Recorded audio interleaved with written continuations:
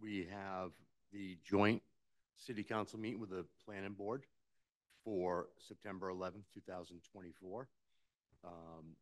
This public meeting is city council is recorded on Zoom with a link that is posted on the agenda. If you are calling on a phone, you can press *9 to request to speak. If you are watching on a computer or device, there's a raise hand button that you can tap or press to request to speak. Please use either of these options during oral communications to be recognized to speak. If technical difficulties arise and the Zoom link is interrupted during an in-person hybrid meeting of the City Council and tonight with the Planning Board, and there's a quorum present, the meeting may continue after efforts have been made to reestablish the link. The minutes should note the interruption. It is the finding of the City of Gloucester that no individual should be denied equal treatment or opportunity because of their age, ancestry, color, disability, including intellectual and developmental mental disability, family status, immigration status, gender identity or expression, military status, marital status, national origin, race, religion, sex, or sexual orientation. Tonight in attendance, we have for the city staff, we have Councilor Dylan Benson, Councilor Majota, Councilor Memhad, Councilor Grace, Councilor Grow, Councilor Gilman, myself, Councilor Nolan. We have our clerk, Grace Poria. On the line, we have Tony. Councilor Tony is on. Gross, yes. Yeah. We have Greg Catamatori, Suzanne, our city attorney. We have Alex, community development, and we have Jill Cahill, our CAO. And on the planning board, Rick, would you like to announce?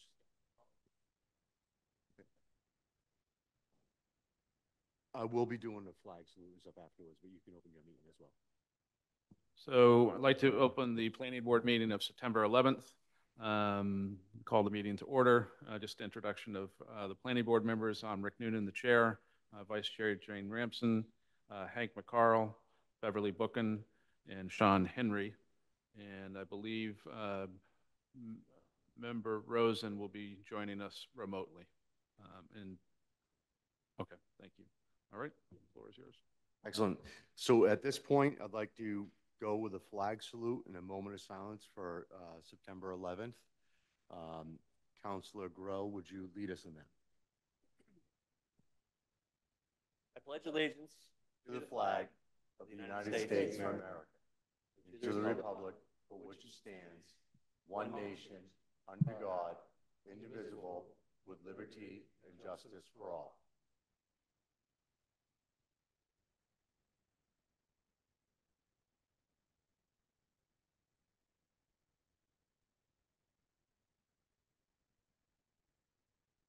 Thank you all.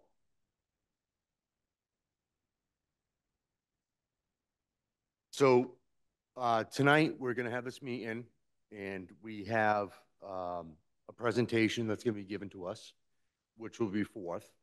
When we call on speakers to speak, we need everybody to come to the podium and speak in line.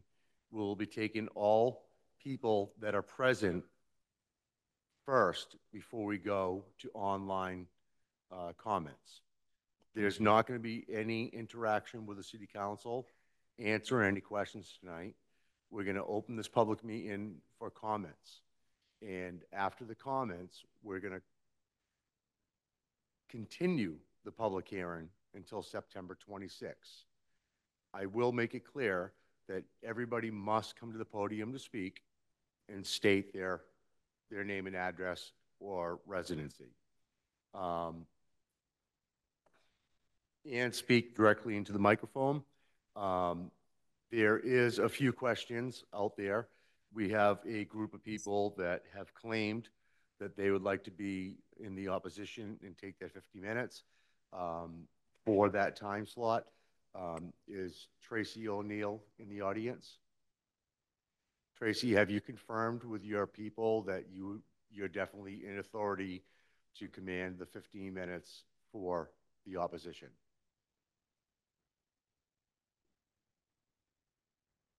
Excellent. So thank you very much. And again,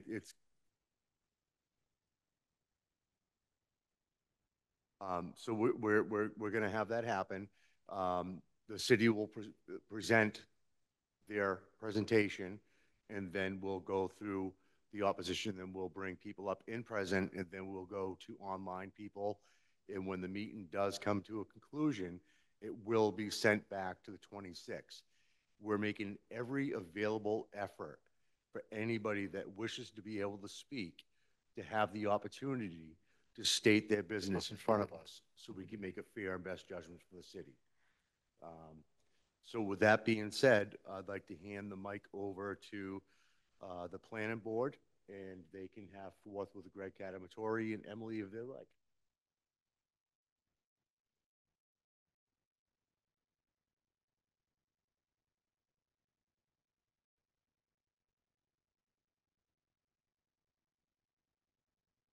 I'm sorry, I do have to open the public hearing.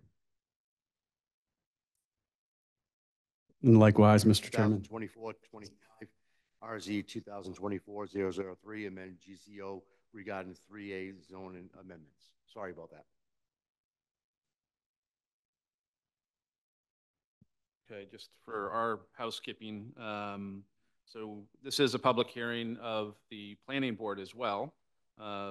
Again, as a joint meeting, so in accordance with the provisions of Mass General Law 40A, Section 5, and the Gloucester Zoning Ordinance, GZO Section 1.11, the planning board shall hold a public hearing to consider the amendments to the GZO to permit as of right multifamily uses in compliance with MGL Chapter 40A, Section 3A, by deleting the existing Section 5.30 and inserting a new Section 5.30, Multifamily Overlay District, MFOD, an associated zoning map adding multifamily overlay after VB in Section 5.11.3, asterisk 1, and by adding E.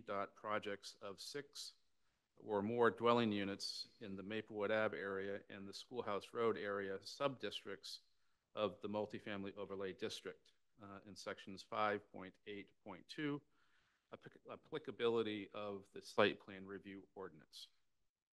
So that is excellent. Thank you for. I'm sorry that Council Worthley is with us. Good evening, Greg Cadamatore, Planning Director, and I'm going to share my screen.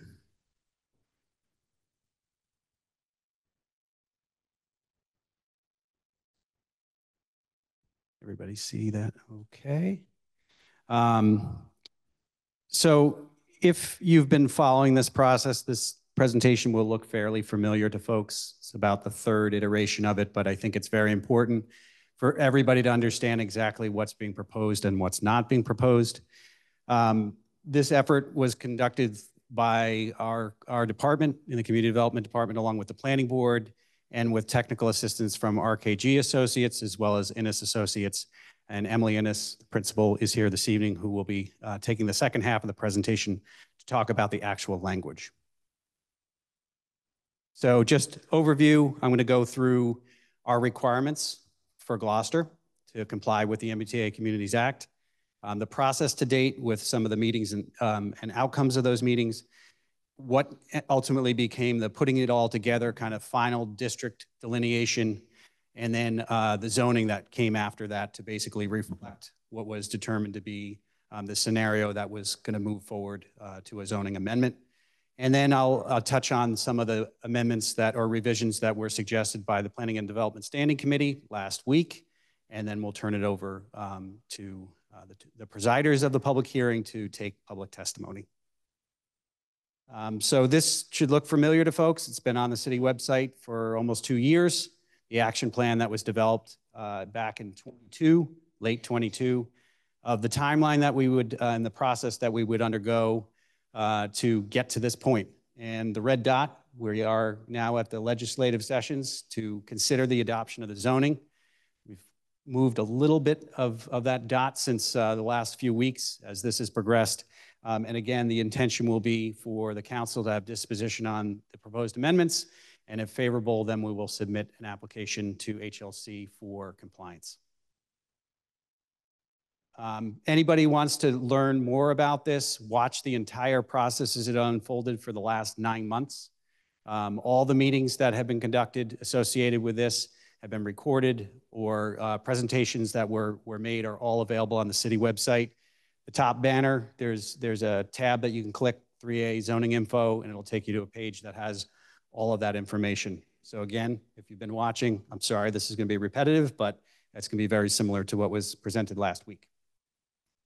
So what are the requirements? As a identified MBTA community, along with 176 other communities, we need to create an as-of-right zoning district of reasonable size, and there's dimensions associated with that, and zone for a certain capacity, and have a minimum density of 15 units per acre. There are a number of communities that have already conducted this. They've submitted all their applications for compliance, the rapid transit communities. We've been identified as a commuter rail community because we have 2 rail stops, and our deadline for submission is December of this year. And there are others along with us that are also meeting that deadline, adjacent communities, and then there are the additional communities that will have to comply by the end of next year.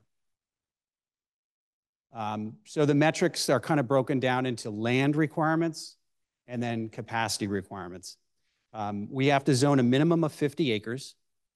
We have to have at least 50% of the area that we zone within one of the station areas. It can be split between the 2.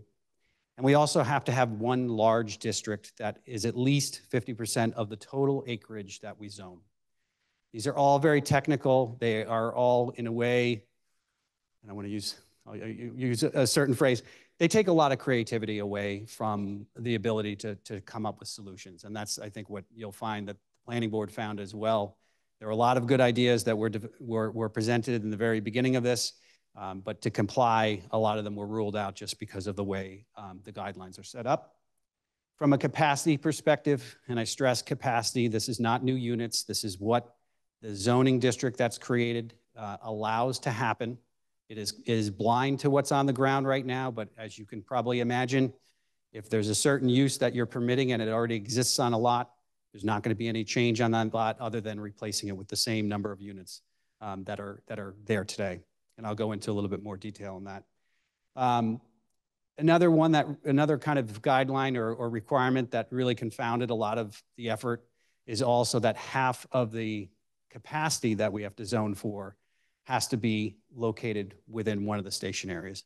So I know there's a lot of criticism about where the districts have finally been identified, but from the get-go, most of it was going to have to be within one of the half-mile radii around the station areas.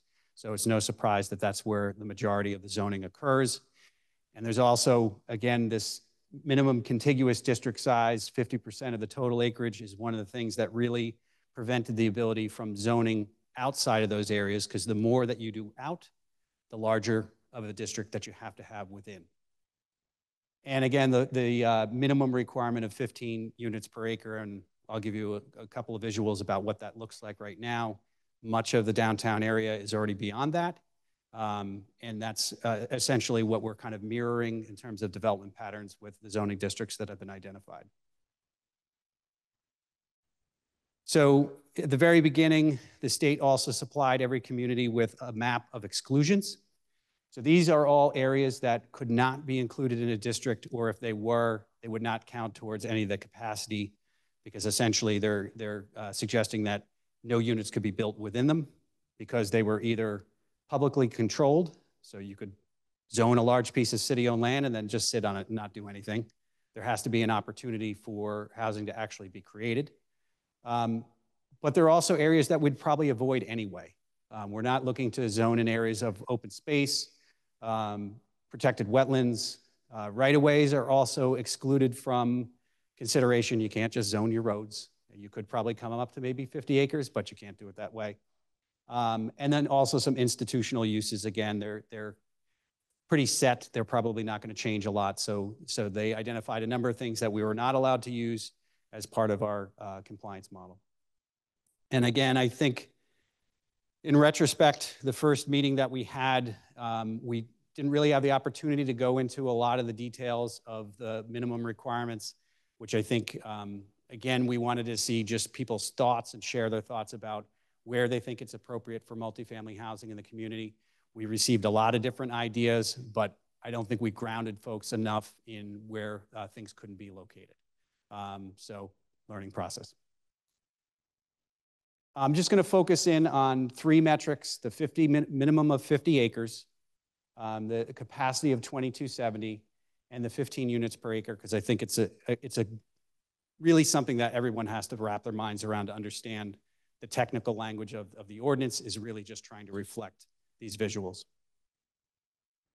So just to give people a sense of what 50 acres looks like, this is a visual of the half-mile radius, which is in the teal color, which is about 500 acres, 128 to the waterfront, over the high school.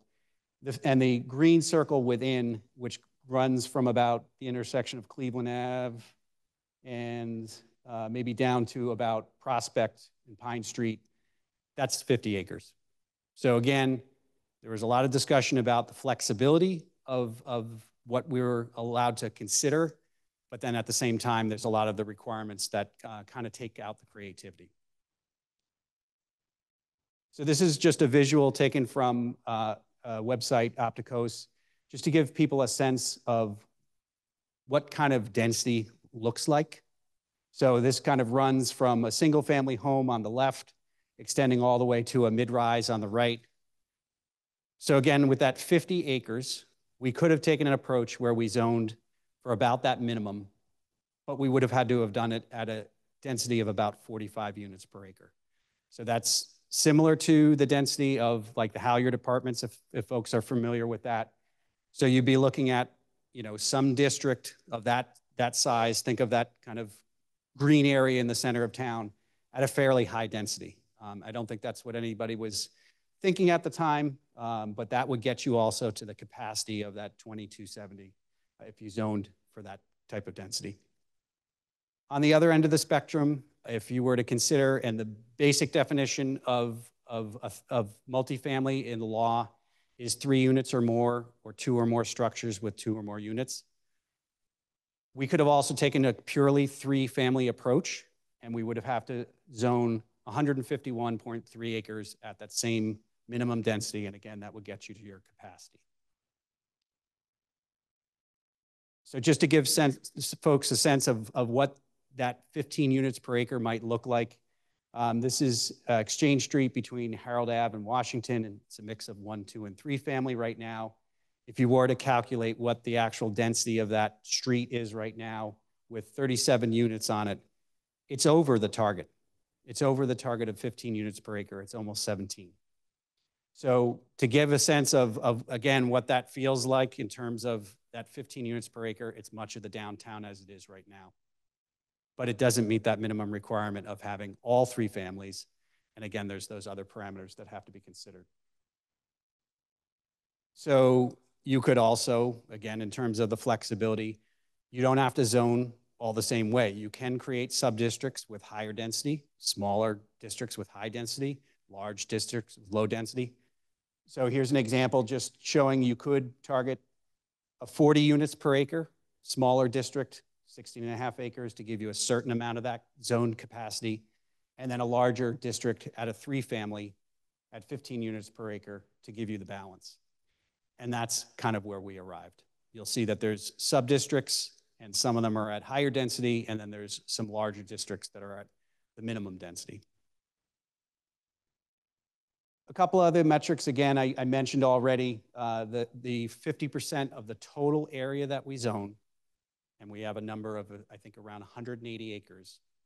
Half of that was going to have to be within one or both of the station areas, and there has to be at least one district that's half of that total acreage. So those are really the things that drive the scenario that was arrived at, along with a lot of consideration by the planning board of other things they wanted to try to include in this. and I'll go through some of the things that we heard in the process that have kind of been infused in the final scenario. And I just show this last graphic again to not stress enough that from the get-go, because of the way the law was set up, because of the way the guidelines were set up, there was always going to have to be the majority of the zoned area within one of these two areas. And the planning board, I think, did their best to explore different ways that could be achieved, and also look across the two station areas. And you'll find that there's area in both of those districts. So process and outcomes. I could have included another meeting way back in February where the council received an overview of the law and the requirements. Since that point, we've held 3 public forums. The first one, the Lego meeting. Again, maybe in a lot of eyes, it wasn't the most successful meeting, but I think we did also receive a lot of feedback, caused us to pivot and realize that we had to have a broader Q&A session just about what this all meant. So it took a little bit of a half step back. And back in May, we held a Q&A session where we hung out here for a couple hours and answered as many questions as we could. Then it started to move into the planning board process, along with some representation from P&D at a few meetings to start talking about what we heard in terms of overall feedback of where we could locate things and what type of approaches we would start to test. And I will stress also, it's an iterative process. You have ideas, we hand it off to the consultants, they model it, it doesn't always work. There's a lot of trial and error to arrive at does this scenario actually comply? At the second public forum, we had 3 distinct scenarios. One that really took an approach that you've probably heard the term paper compliance, that really tried to see, are there ways that we can really minimize the impact of this zoning so that very little happens? We also had, on the other end of the spectrum, something that was a little bit more pro-housing and really was trying to create a lot of opportunity. And again, we have a minimum capacity, a minimum density, a minimum land area. And one of the driving questions was, are we trying to meet those requirements, or are we doing something else? Are we zoning for capacities that are way beyond that 2270? And some of those scenarios were up to 5,000 units.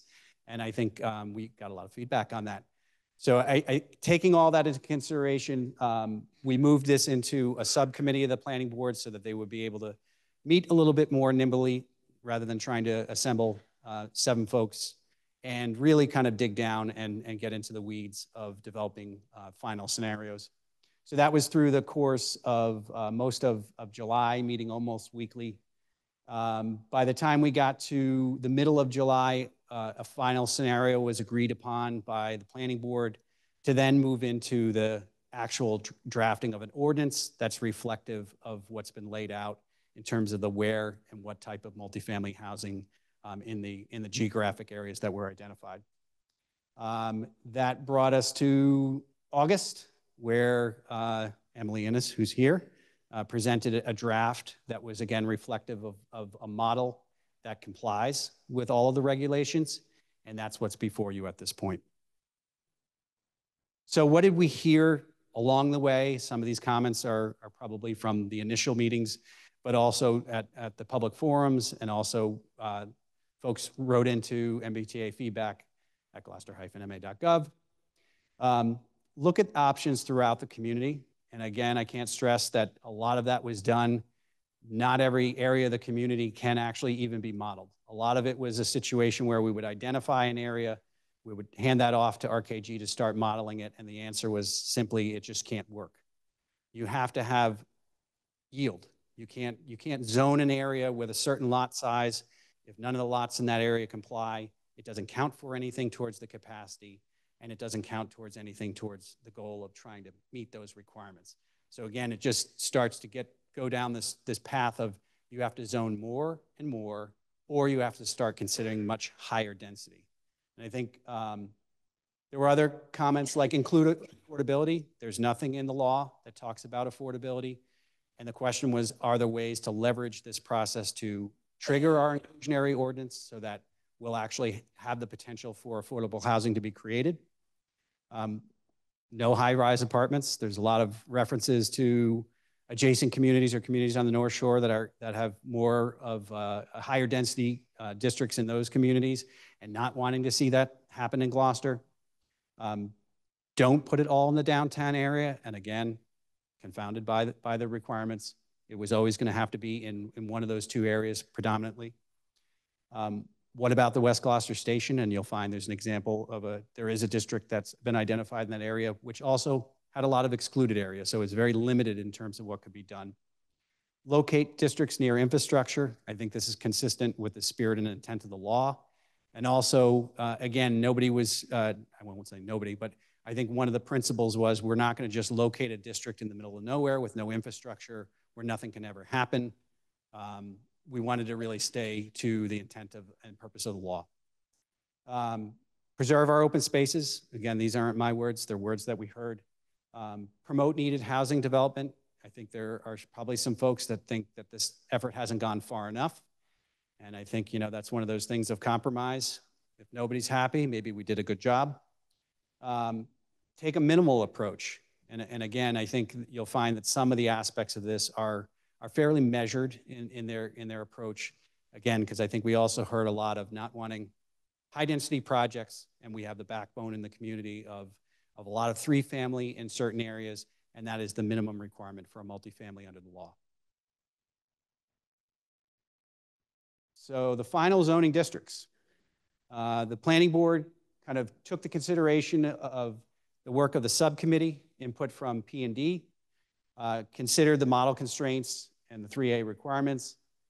We have a scenario that meets the density and capacity standards, the 2270 that I spoke of, and the 15 units per acre. It considered a sub-district to include the Housing Authority property on Maplewood Ave, Willowwood, which again, taking this process and trying to leverage it to support affordable housing, as well as a small sub-district up near Schoolhouse Road to leverage a site that's been dormant since 2009, potentially for housing that could potentially also trigger our inclusionary ordinance. Refine the station area, the downtown station area sub-districts again. What do we need to zone versus taking some approaches that maybe were a little bit broader, had a higher capacity than trying to hit that target of 2270. And also identifying some areas in, again, the R5 is the backbone that we'll talk about. Areas of the R5 that are not appropriate to be included in a 3A district. We didn't want to include any areas that were in floodplain. We also wanted to avoid the historic district because that can create some complexity from a permitting perspective that the state might not see as truly as of right because there's another permit that's required. And then finally, in the downtown area, the consideration of as of right in that large station area in the downtown area that you'll see, as well as the West Gloucester, the limit is a 3-family. And I'll stress that over and over again. Did it last week. I can't believe that was last week. And a few weeks before that, limited to a 3-family. And I'll show you some examples of what that looks like. So the districts that were identified, there's on the left is the dark line is the half-mile radius around the downtown station, and there's numbered districts 1 through 5.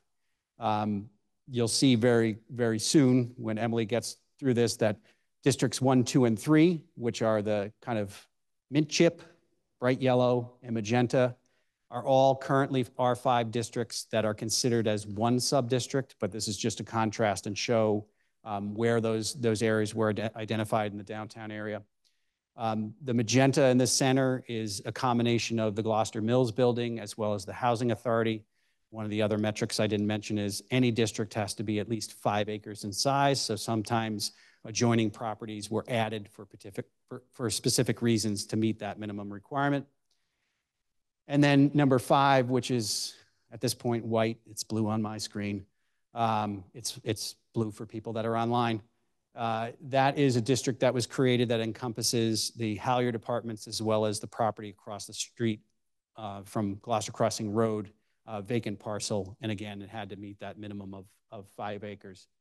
On the right-hand side of the screen, You can see from the areas that are colored green and purple and brown, those are all areas that were excluded. There's much of that area is part of our public water supply watershed for good reason. We don't want to zone in those areas. And the smaller orange area in the center of that kind of flanks either side of Essex Ave is another sub-district that was identified, again, for potential three-family use. So I just have one more visual that really I think was extremely helpful in kind of getting the point across, not only to planning board members as we were considering the options in the downtown area, but also to kind of show people why only portions of the R5 were included. So this graphic, everything in red is either undersized for what the zoning that's been created, in which case they will not be able to take advantage of an as-of-right scenario, or it's another zoning district entirely. So we have extensive business and neighborhood business and central business all within this half-mile radius. And as well as the historic district, publicly owned lands, all those exclusions. So everything in red is kind of off the table for the pursuit of a permit under this ordinance. And so you can kind of see the beige are all things that are potentially compliant. So this is a little bit of a Rorschach. If you go back and forth, those district areas were identified in areas where there was the least amount of lots that wouldn't comply, because a non-compliant lot is kind of like zero in the scenario. It doesn't have any potential. It dilutes density, and again, we have that 15 units per acre that we have to satisfy. So if you were to grab areas that had a lot of non-compliant lots, it would, again, dilute the density. You'd have to zone more. You'd have to zone some areas at higher density. So just again, I showed you an example of a street in downtown with a density that was over the target. Also, just to give you an example of the type of structures that we're talking about, they may not look like this. There's a lot of architectural detail. We have a lot of beautiful buildings in the downtown, not well beyond the historic district. But three-family is the backbone of this proposal. So looking at some of these structures, many of them may be eligible if they had 1 or 2 units in them now for additional units to be created, as long as they meet all of the requirements of the ordinance. Parking requirements, height requirements, setback requirements. That's the only means of moving forward. Already talked about the West Gloucester district. Again, flanking either side of Essex Ave, smaller district. Not a lot of consideration in that area beyond because of the need to have a coherent zoning that allows lots that will comply. So this smaller district was identified, again, as another one that where three-family could be considered if it meets all the zoning requirements. Three-family, and I'll just say it a couple more times because most of this zoning is really about three-family, and then there are 2 specialty districts that really only have 1 lot each that have an opportunity for the approaches that I talked about in terms of trying to leverage either support to the Gloucester Housing Authority for some potential additional affordable housing, or leveraging a site to trigger our inclusionary ordinance, create some market rate housing as well as inclusionary or affordable housing. So currently in the R5 district, again, think about the magenta or the mint, the yellow, and the pink, those areas of the R5. The current requirements for a three-family, they have a parking requirement of 1 space per unit. They are limited to 30 feet in height. They require a zoning board of appeals special permit for the use. And if they don't comply in some way, they may have to pursue variances. After that public process, they have to pursue a building permit that has review of all departments and has additional requirements. Doesn't mean you're done if you just get the use permit. There's all the utility consideration. They have to comply with the zoning ordinance, and it gets that internal review as well. In the scenario that we're talking about for those districts, if you meet the requirements that Emily will go through, you can go right to the building permit process. But again, you have to comply with everything they have to comply with now, other than that special permit process. And I gave a little test, so if anybody's watched, looking at this structure, I asked people in the room what they thought the building height was. And then we heard a wide range of 26, 28, 32. It's 34.9 feet. So that's important consideration. One of the height requirements in this area will be 35 feet. So that's one other aspect of if somebody were to pursue a 3-family in this structure, if they met the parking requirements, if they met all the other dimensional requirements, they would now not have to seek a height exception from the Zoning Board of Appeals to add a unit in this structure. Likewise, if there's a new structure proposed, meet all the requirements, but that 35 feet is one of the new considerations for a 3-family in these districts. So I just, again, just for comparative purposes, everything kind of in that middle column to the top, the current process for permitting a 3-family, Zoning Board of Appeals special permit, maybe a variance if it's in a side yard setback or a front yard setback. That process has notice to abutters, newspaper advertisement, similar to what we did in advance of this meeting. Hold a public hearing, board renders a decision, files the decision, appeal period. If there's no appeal, record with the Registry of Deeds, and then they enter the building permit process, where again, they have to meet all the requirements that any residential construction needs to meet. In the 3A process, in these districts that most of the districts that are currently R5 that are a part of an overlay that Emily will describe, it's really just taking that front end off of a public process where, again, for a 3-family, if you meet all the requirements, you should receive a special permit. We have requirements, we set up rules. It's not a if, it's a if you meet the requirements, you should receive a permit. So that's something that over the years used to be a city council special permit. It was moved down to a zoning board of appeals special permit.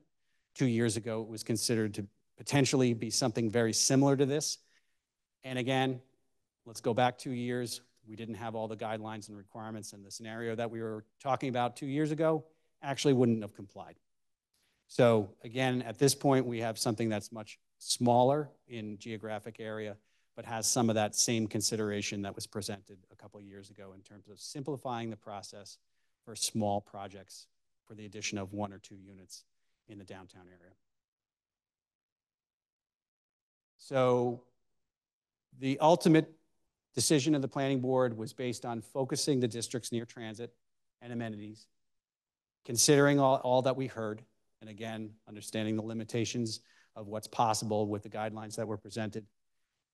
I think the development patterns were really taken into consideration, and what's been proposed is very consistent with the surrounding.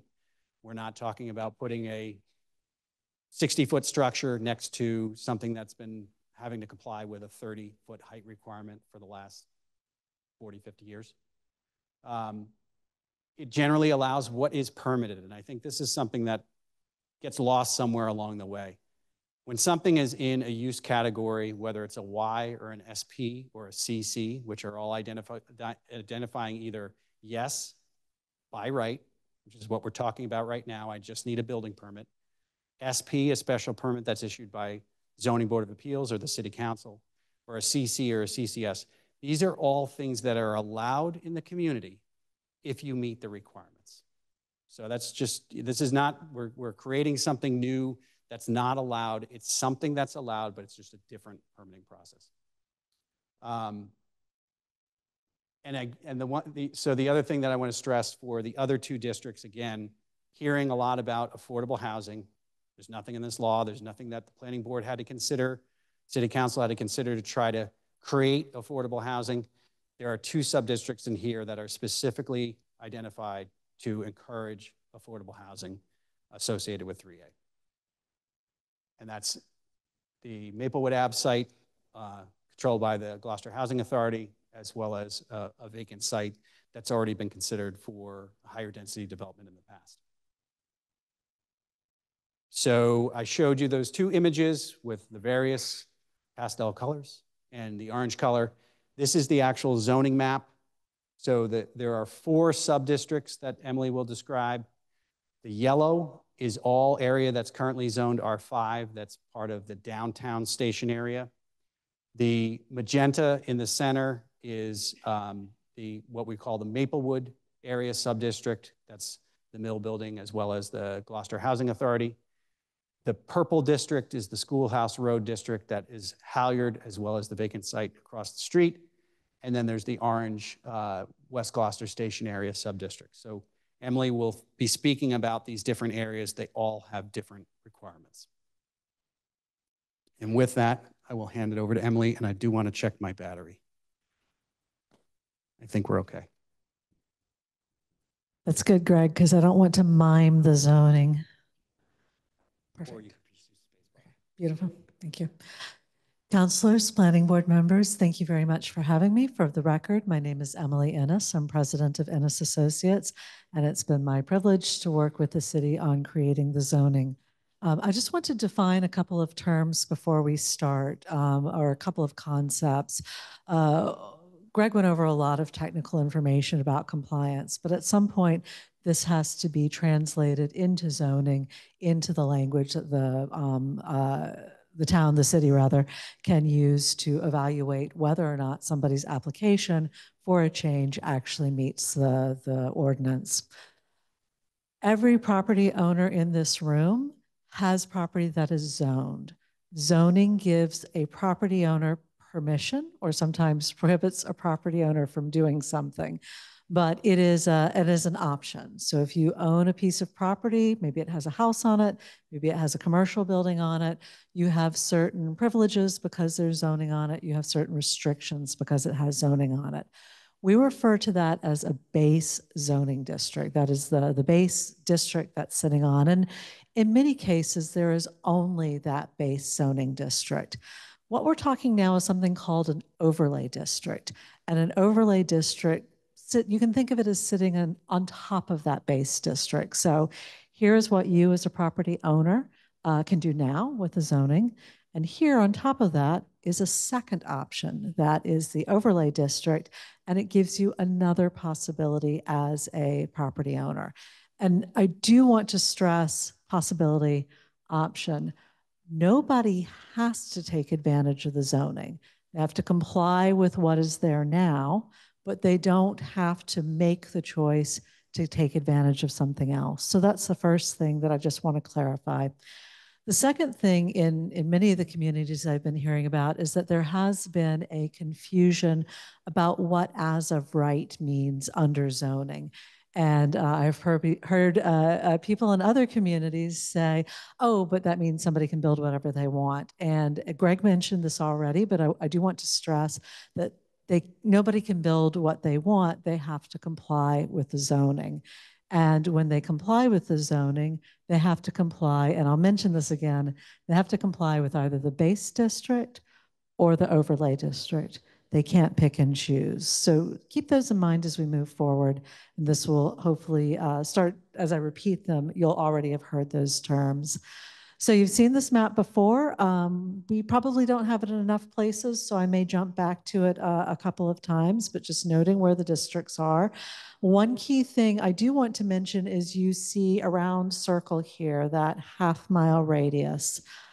It is important to understand that the zoning we're talking about tonight does not apply throughout that half-mile radius on either the downtown or West Gloucester. It only applies to the areas that are colored in within that half-mile radius. So anything that doesn't have a color, anything that's white is not covered by this overlay district. So when we start to build zoning for compliance, we know what the parameters from the compliance model are. We know what the geography is. We have a couple of sources for starting to build the actual text.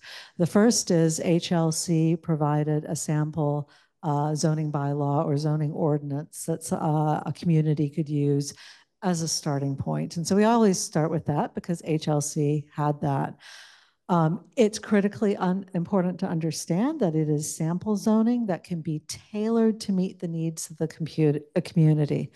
The next place I always start is with the community's existing zoning. So I went to the City of Gloucester zoning ordinance. There are some zoning components that are not in the compliance model, are not part of the geographic analysis, that a community, again, can tailor within the zoning to make sure that the zoning is reflective of their needs as a community. So starting with your existing zoning ordinance, I went through and tailored the sample zoning to get to a point where it was a Gloucester ordinance and not a sample zoning ordinance. One of these places is the purpose, and that's the first section you see up there. And I believe this is online, so I'm just going to hit the highlights. The purpose is why are we doing this? Beyond the idea of complying with Section 3A, why else might Gloucester want to do this? So the idea of a variety of housing and sizes and types that meet the needs of the Gloucester community, where the housing is being placed within walking distance of public transit, the ability to preserve open space by putting any new potential development where there's already existing infrastructure rather than building out into the open spaces that have not been developed. These are meant to be tailored to Gloucester, so feel free to continue to tailor them, but this gives you a basis to start with in terms of the purpose. The second thing is we have to establish that overlay district, and so it's established geographically with the map that you just saw, and with the downtown station area, West Gloucester station area, so the yellow and the orange, and then the pink and the blue or purple, depending on your eyesight, of Maplewood or Schoolhouse Road. So those are the sub-districts of this overlay district. It also establishes that relationship I mentioned earlier between the overlay district and the base zoning. You can't say, oh, I like the use in the base zoning, but I'd rather have the dimensional standards in the overlay zoning. If you are a property owner, you have to pick one, and you have to stay with the rules of that district as you move forward. That's what that paragraph says. Use is allowed by right. So in this case, we are allowing housing in this overlay district, and this is where the different sub-districts are starting to diverge.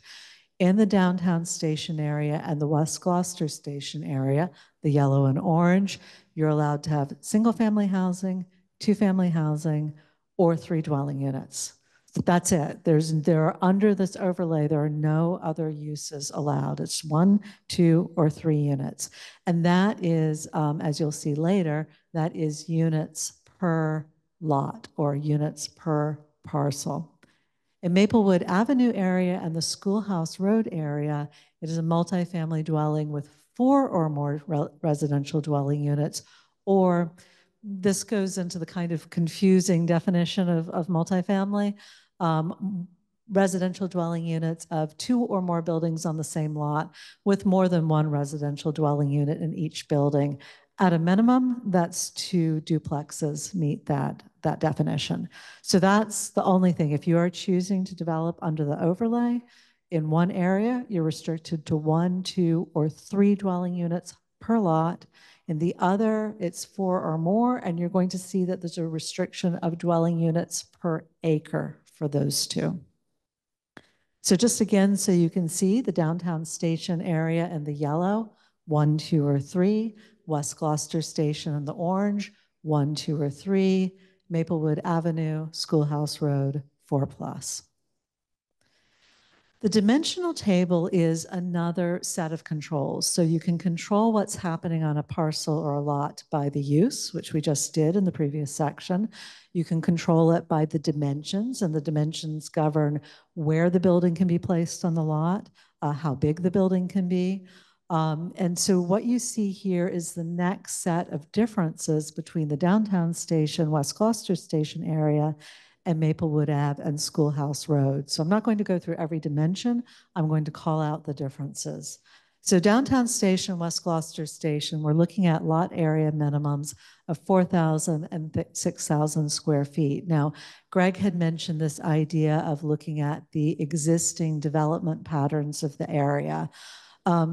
Much of our neighborhood areas are built, in New England especially, are built prior to zoning coming into effect. In some communities in Massachusetts, zoning didn't actually show up until the 1950s. Obviously, Gloucester's a lot older than 1950. So what we find is when the zoning came into effect, when it was put over these districts, what's on the ground, those tight-knit neighborhoods that people love, isn't actually what the zoning says. So we talk about right sizing our zoning districts to match what's there. And the 4,000, 6,000 from the work of the city earlier is to get to more of that right sizing of what's actually there. You're going to see that there's a difference between that and Maplewood Ave and Schoolhouse Road. These two areas have larger parcels. So they are what's called a builder's acre of 40,000 square feet. So your parcel, in order to develop on a parcel, Maplewood Ave or Schoolhouse Road, it has to be at least 40,000 square feet. So there's the difference in scale and the parcel sizes. Anything below that is non-conforming. It is unbuildable as a lot size under this. The next thing I want to call out is the building height maximum. So downtown West Gloucester and Maplewood Avenue, which of course, if you remember, is the pink surrounded by the yellow. Those all have a maximum building height of 35 feet. Schoolhouse Road, which has a Horton's Yard across from it, is a little bit higher to match kind of the existing, that close set environment of the empty parcel and the Horton's Road. So there's a difference there, or Horton's Yard, sorry. Dwelling units per lot, again, if you have a parcel in downtown or West Gloucester, you can only have 3 units on that parcel. That means if you have 4,000 or a 6,000, 3 units. If you have a 20,000 square foot lot, although I don't think there are that many, 3 units. If you were to actually have an acre in that downtown area, again, I don't think there's that many, 3 units. So it's solely by lot. In Maple Avenue and Schoolhouse Road, it is 40 dwelling units per acre. So that 40,000 builder's acre, 40 dwelling units. If you had a 20,000, you couldn't build on it because you would need to, that's non-conforming. It's less than an acre. 20,000 square feet is less than an acre. If it was a 2-acre lot, it would be 2 times 40 or 80 dwelling units. So that's another way of restricting. And then I do also want to call out those components are part of the model that Greg mentioned earlier. But things like the front yard setback, the side yard setback, the rear yard setback, all controls that you see here, all methods of determining where a building is placed on a lot. Those we primarily drew from the existing zoning. So again, going back to what City of Gloucester already had and putting that into the zoning so that there would be some familiarity. Another place that we took primarily from the existing zoning are the parking regulations. So 1 space per dwelling unit for downtown West Gloucester and Maplewood Ave, 1.5 spaces per dwelling unit in Schoolhouse Road area. My understanding is the way that Gloucester has done that is if you end up with a 0.5 parking space, you have to round up, so you get a little bit of extra parking. These are drawn from existing standards that you have in your zoning. Greg mentioned the idea of affordability, affordable housing rather, and the compliance guidelines that HLC has in place does limit that affordability. They don't require that you have affordable housing, but if you do, what they recommend, what they state is that it has to be 10% of units at 80% of area median income, and you have to round down, unless you do an economic feasibility analysis. And that economic feasibility analysis, which is a technical study, can justify, it's used to justify a higher level of affordability. In other words, could you build housing in a community that would be financially feasible at that higher level of affordability? If the EFA says yes, then you can do that. Now, one of the concerns that was relayed to me as part of the earlier process is that Gloucester did want to do a deeper level of affordability, especially, and in fact, it only applies the Maplewood Avenue and Schoolhouse Road areas. And I am delighted to say that my colleagues at RKG did an EFA. It was a positive result. And that means when this zoning goes to HLC with the EFA, Gloucester can put in that higher level. It still has to be approved by HLC, as the zoning as a whole has, but it is good news that you're able to do that to address some of those issues. And then finally, want to call out some of the other controls. So we've talked about height, we've talked about dimensional standards, we've talked about use. Greg, I think, had mentioned briefly, and I want to reiterate that it's not just zoning that controls what happens on a site. It is also Conservation Commission, if they have jurisdiction in an area. It is Board of Health. This is mostly with infrastructure, but I certainly have some communities where it's septic systems, and the septic system would have an impact on the zoning, or any other restrictions that would normally come in still have an impact, still on the potential development. The 3A zoning does not supersede, does not set those aside. In addition, this would go under site plan review. There are standards in the zoning for site plan review that cover what's going on with the site: access, parking, landscape, where mechanicals and dumpsters go, what the requirements are for surface parking, and integrated garages, like in a 3-family that might have a garage inside of it. It also talks about buildings, standards for what do you do with infill development, in terms of making sure that there's sympathetic to the existing context, the massing scale and the proportion of the buildings, entryways, materiality, and the relationship of multiple buildings on a lot. For our yellow and orange districts, the downtown and the West Gloucester, that's going to be less of an issue, but it could potentially have an impact in the long run on Maplewood and Schoolhouse Ave. There's a couple of additional changes that you have to do whenever you introduce a new zoning district. These are technical changes at the end, so we have to add it to the list of zoning districts in the ordinance. We have to make site plan review applicable to projects of 6 or more dwelling units in the Maplewood Avenue area and the Schoolhouse area subdistricts, so those standards will apply.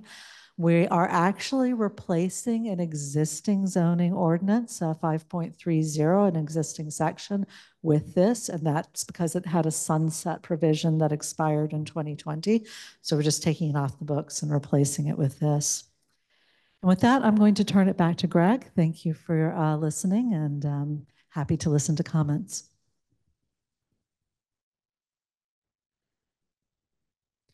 And I just wanted to follow up from the meeting from last week. Planning and Development Standing Committee made a recommendation to move this forward for the public hearing, and also made a couple of revisions to the draft. So in your packets, if anybody's looking at the City Council packet, there's a draft that's dated September 4th that has a couple of other revisions to it. This table was shown by Emily just previously. There's been an additional footnote that's been added, so a number of footnotes were kind of relettered so that they're consistent as how they appear, referencing different points in the ordinance, in the table. So the first one was associated with lot area. I think one of the things that was stressed, again, we have an underlying district for much of the area that's been zoned in this effort that has R5 requirements. And in these dimensional requirements, there is a slightly smaller minimum lot size, but wanted to make it very clear that these standards only apply to what's on the ground right now. You cannot create a new 4,000 square foot lot in the R5 by using these requirements. So there was a footnote added to really stress that and make it kind of a belt and suspenders. That was the intention. It was mentioned, I know Vice Chair Remsen had mentioned that at several meetings over and over again, trying to create clarity as to what the proposal is, doesn't allow you to do that. So there's been some language added to make sure that that's clear. And there was also some discussion around the building height in the West Gloucester and downtown station area.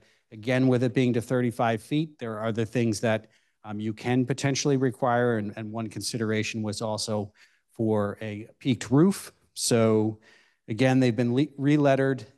So there's now a footnote on lot area that says the lot area requirements for as of right residential structures in the MFOD shall only apply to lots in existence at the effective date of the adoption of the MFOD. So again, when we get to that point, if the council does vote favorably, the date of enactment will reflect those lots that are in existence at that time that can potentially take advantage of the as-of-right zoning. Building height, again, this is a consideration that was introduced at the P&D level. This would be a footnote, again, on the West Gloucester station area, as well as the downtown station area subdistricts. The roof of a residential structure permitted in the downtown station area and West Gloucester station area subdistricts shall have a pitch of at least 4:12, as appropriate to the massing of the proposed building. And there was an example, this is a graphic that P&D considered at its last meeting. Nobody can see that other than I can barely even see it. But there's a variety of roof lines, and they kind of progress from a fairly flat roof in the first row down from the triangle. And then they go to a very peaked roof. We're not in Switzerland. But again, there was a kind of a minimum requirement of a pitch roof that was suggested by the P&D subcommittee. And then finally, this draft was also reviewed by the Attorney General's office. There was one slight modification to the language that was proposed addressing site plan review.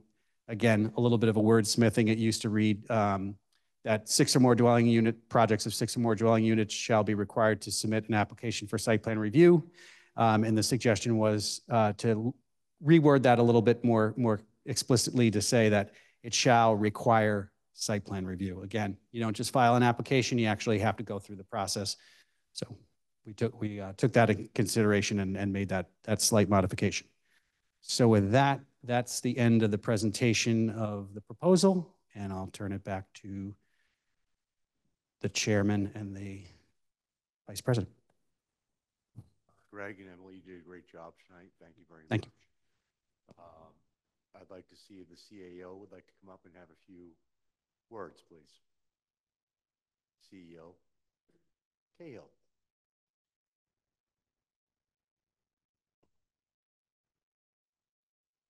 Good evening, Mr. Vice President, through you to the council members, and Mr. Chairman, through you to the planning board members. I'm here on behalf of Mayor Verga tonight because he is at a school committee meeting. So I just want to say a few words. Since 2021, Mayor Verga has been very clear that Gloucester will comply with the state law known as MBTA Communities Act, Section 3A of 40A. He submitted an action plan that included time for both community engagement and careful consideration and deliberation of the strategies that could bring us into compliance. We believe the proposal that the planning board has moved forward is consistent with both the housing needs and the housing wants of our community, as well as the AG office has confirmed that it is not in conflict with 3A. On behalf of the mayor, I want to start by thanking the planning board members. You all did an incredible amount of work on this, including the staff. Thank you, Greg and Alex and our consultants. And most importantly, thank you to all of you, everyone who's been a part of this process. There's been hundreds of people coming out for these meetings, and it's incredibly important to the result that comes out of it. So thank you to everyone in this audience tonight. Whether you're for it or not, your input's really important to the mayor, the administration, this council, and the planning board. The mayor and this administration fully support the proposal before you tonight. It expands the rights for small property owners in the area by simplifying the permitting process.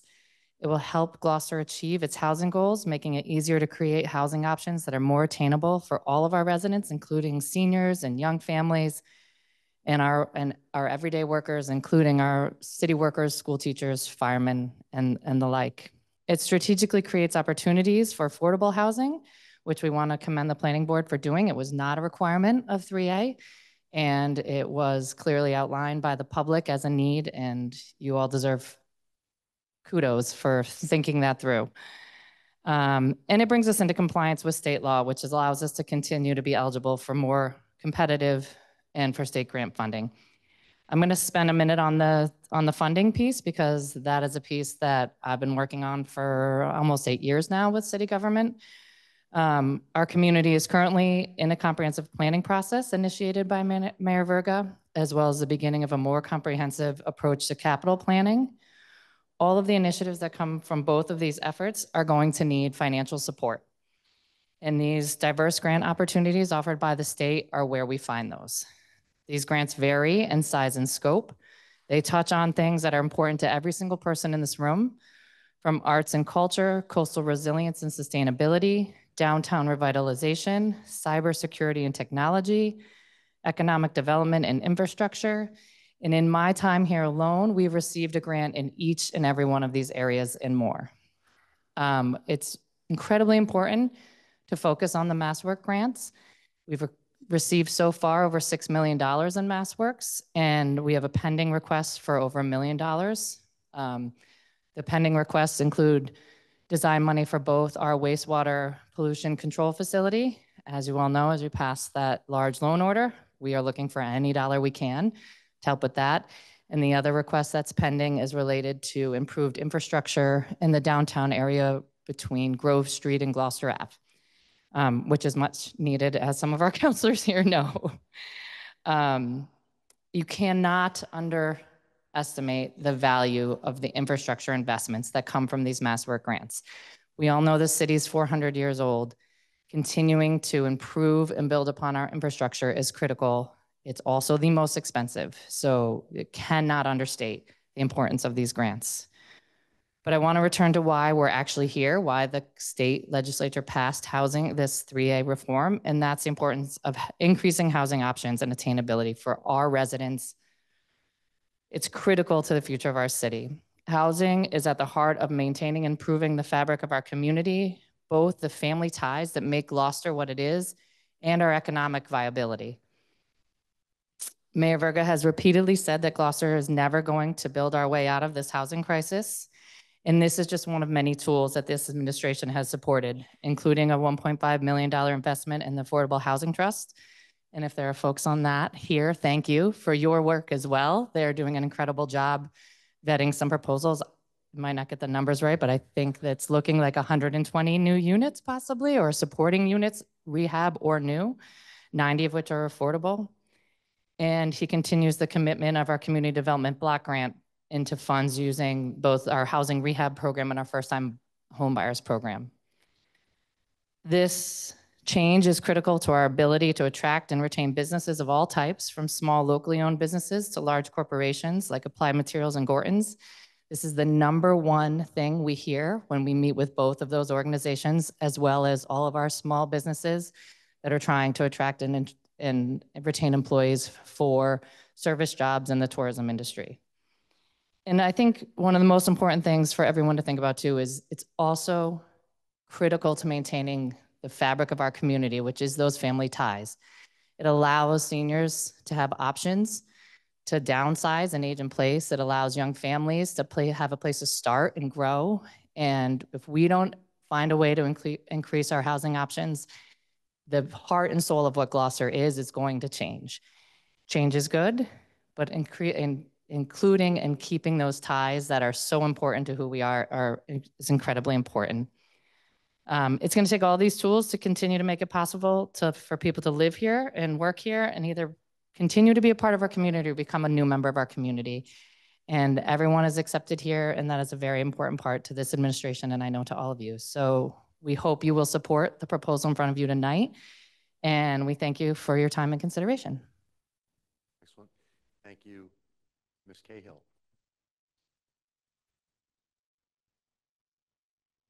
So, as we had discussed, we will look for the 15 minutes from the opposition, Tracy O'Neill. And actually, before we do this, Councilor Gilman, would you like to make a motion? Thank you, Councilor Nolan. I move to suspend Council Rules of Procedure Rule 4, Public Hearings, in order to allow communications received up until the close of business this afternoon, Tuesday, September 11th, 2024, to be read into the record and filed, and to set the close of business on Monday, September 23rd, 2024, or 72 hours prior to the continued public hearing planned for Thursday, September 26th at 6:30 p.m. regarding our 3A zoning amendments, and I so move. All right, so it's been moved and seconded, and I believe that this has to be by roll call vote. Madam Clerk.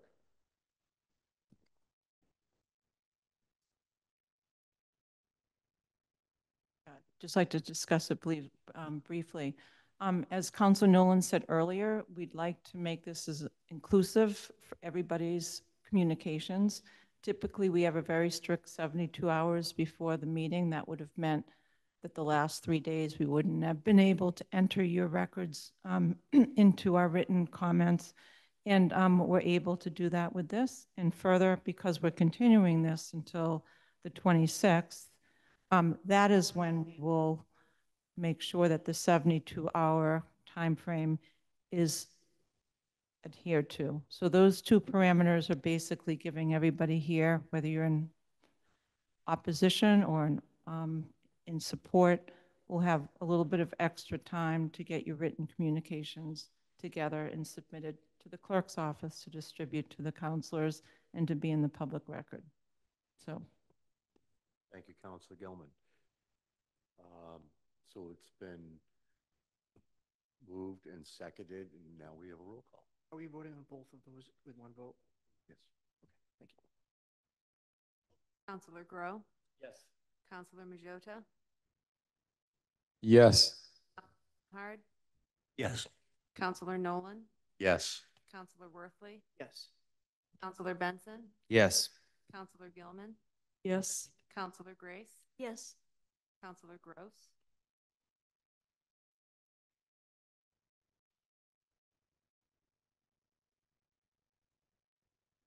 right. Vote is 8 in favor, 0 opposed, 1 absent. Did you hear me say yes? No, Okay, yes. And I can't hear most of the counselors. I could hear Val, but I couldn't hear who seconded it.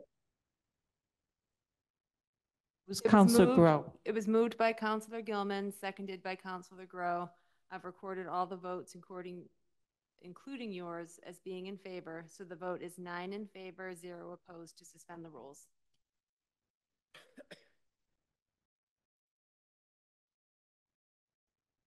All right, excellent, thank you. So next up, we'll go back to Tracy O'Neill. If you'd like to have your 15 minutes, please.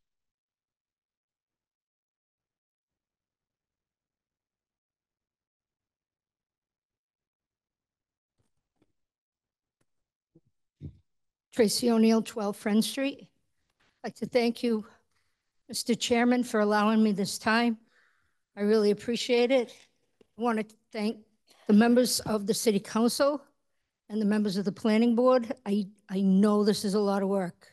I know it's a lot of research, and I do appreciate it, although sometimes it seems like I don't, but I do. Before I get into my presentation, there's a couple of things I'd like to say. R5, I believe it was Greg Kadamatori who said R5 is the backbone of 3A. R5 is the most condensed, most culturally diverse, and of the city, and it's also an environmental justice neighborhood where a lot of this zoning has taken place. And the requirement of the environmental justice neighborhood is income-based, which means we make less than $65,000 a year. And 89% of the zoning laws are being put in the R5 neighborhood, which 89% of 2,220 is 2020. Okay, and that's a lot. If it would be equitable, I know half of that needs to be spread out between the 2 train stations, or just 1 train station. Let's say half of it goes at the main train station downtown. That's 1,135. That's a lot less than 2020. So the remaining 1135 would be divided by wards 1, 4, and 5. So it would be East Gloucester, Riverdale, Annisquam, Lanesville, and then West Gloucester and or Magnolia. That's that. Okay, so I keep getting this pop-up that I'm unable to get on the Zoom. Okay, hold on. I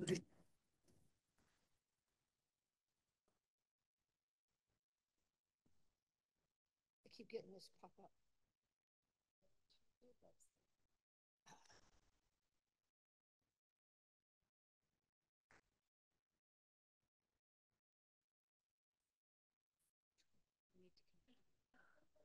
Oh yeah, I tried to do that. I did not.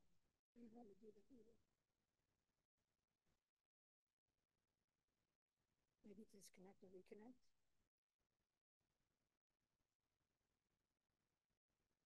Yeah. Oh.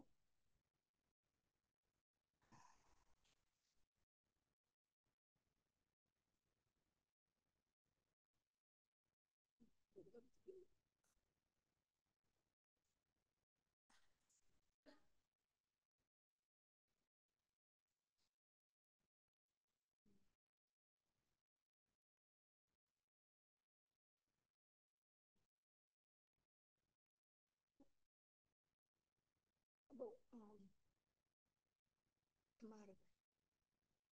It's out of it all. I want to go with it because I was free. Yeah. Yeah.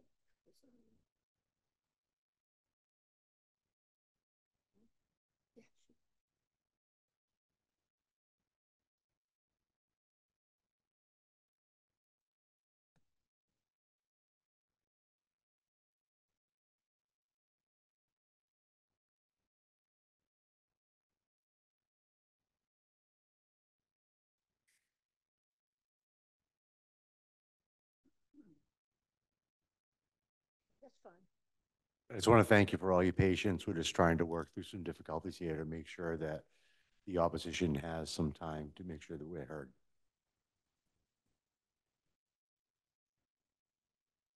And we have also paused the time on the 15 minutes.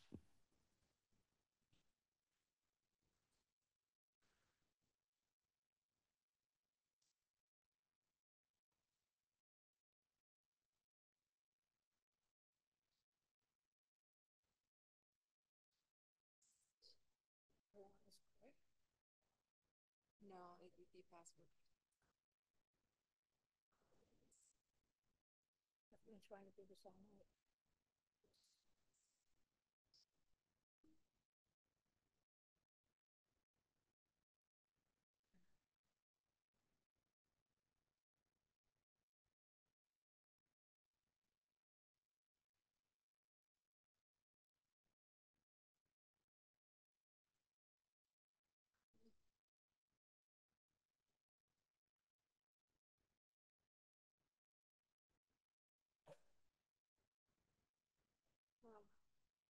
So I can't share my slides. Is that correct? Does anyone else in your Republican No. with that? I don't. I was just notified yesterday.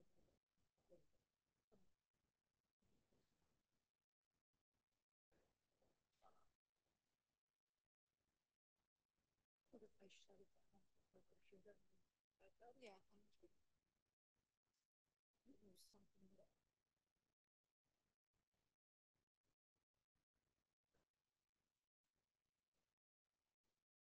and then I forgot to bring my mouse, so restart. I don't Have you used this? No. Restart in here.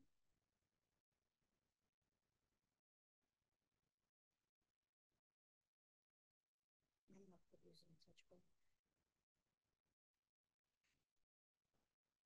Nothing if I'm not troubleshooting.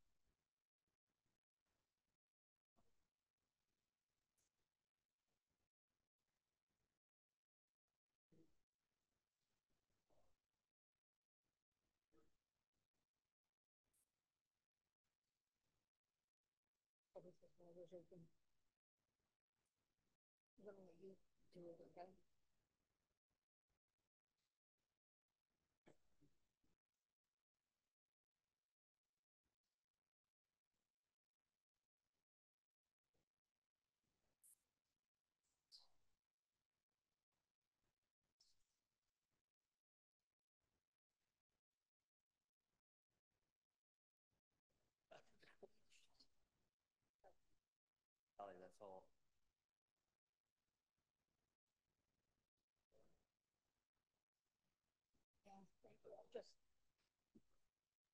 Look at it.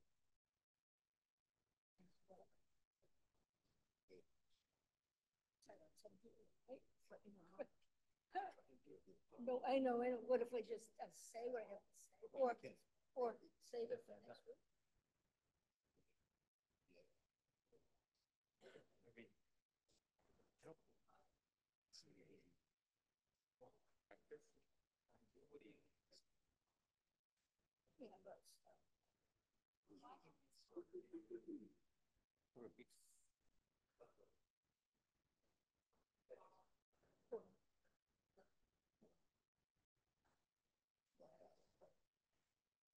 Yeah, but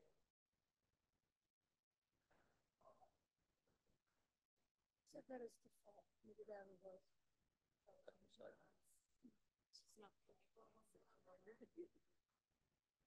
This says it's reconnected, but it's running a number of diagnostics. So. I don't know if you have something on here that's blocking that security. Oh, that's why I came in early, but Yeah. You know how to do that. Thanks, Eastern Ave too. That's pretty good. Bids. Frank, you should know that is. Where? You should know what Frank's is. No, so Right? Recess? We're in session. We're quick with delivery lanes. So we want to be in the phone. So But it's defaulting to that when I click on the link, it'll Firefox. well, Let's go to guest.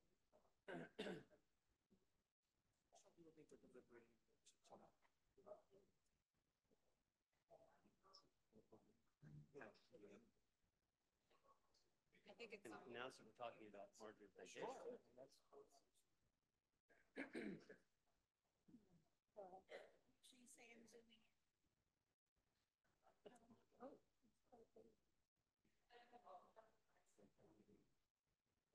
Also remember that.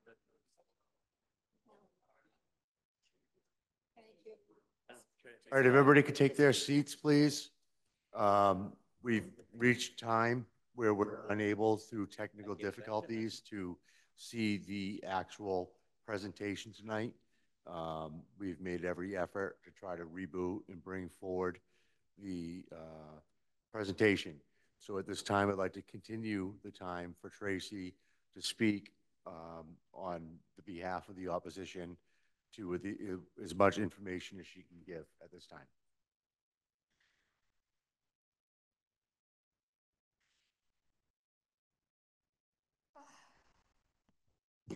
Again, thank you. Thank you for working so hard on this, and thank you for your patience. Section 3A, I'm going to read it. An MBTA community shall have a zoning ordinance or bylaw that provides for at least one district of reasonable size in which multifamily housing is permitted as of right. Provided, however, that such multifamily housing shall be without age restrictions, so no senior housing, shall be suitable for families with children. For purposes of this section, a district of reasonable size shall, one, have a minimum gross density of 15 units per acre, and subject to any further limitations imposed by Section 40, Chapter 131, and Title 5 of the State Environmental Code established pursuant to Section 13 of Chapter 21A. And two, be located not more than a half a mile from commuter rail station, subway station, ferry, or terminal, or bus station.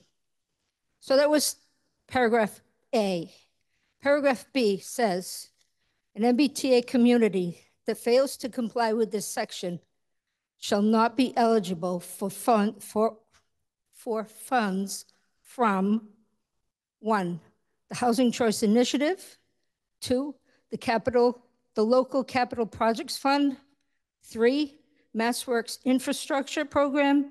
And 4, the Housing Works Infrastructure Program. I was a counselor about 2 years ago, and I asked the auditor how much money we got from these grants, or these buckets of money, as I call them. We got 0, going back 10 years. I had him go back 10 years. We got 0 from the Housing Choice Initiative. We got 0 from the Local Capital Projects Fund. We got $3 million from MassWorks Infrastructure. And that was because they had to rip up a neighborhood of Trask Street to lay the pipes, et cetera, for the Halyard apartments so they could have water and electricity and all that stuff. If they didn't build the Halyard, they wouldn't have to rip up the street. We wouldn't have needed the $3 million. So in my mind, that's 0. The 4th bucket of money is the Housing Works Infrastructure Program.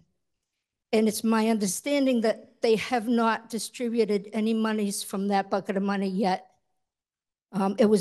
They just established it not that long ago. So I'm reading these chapters or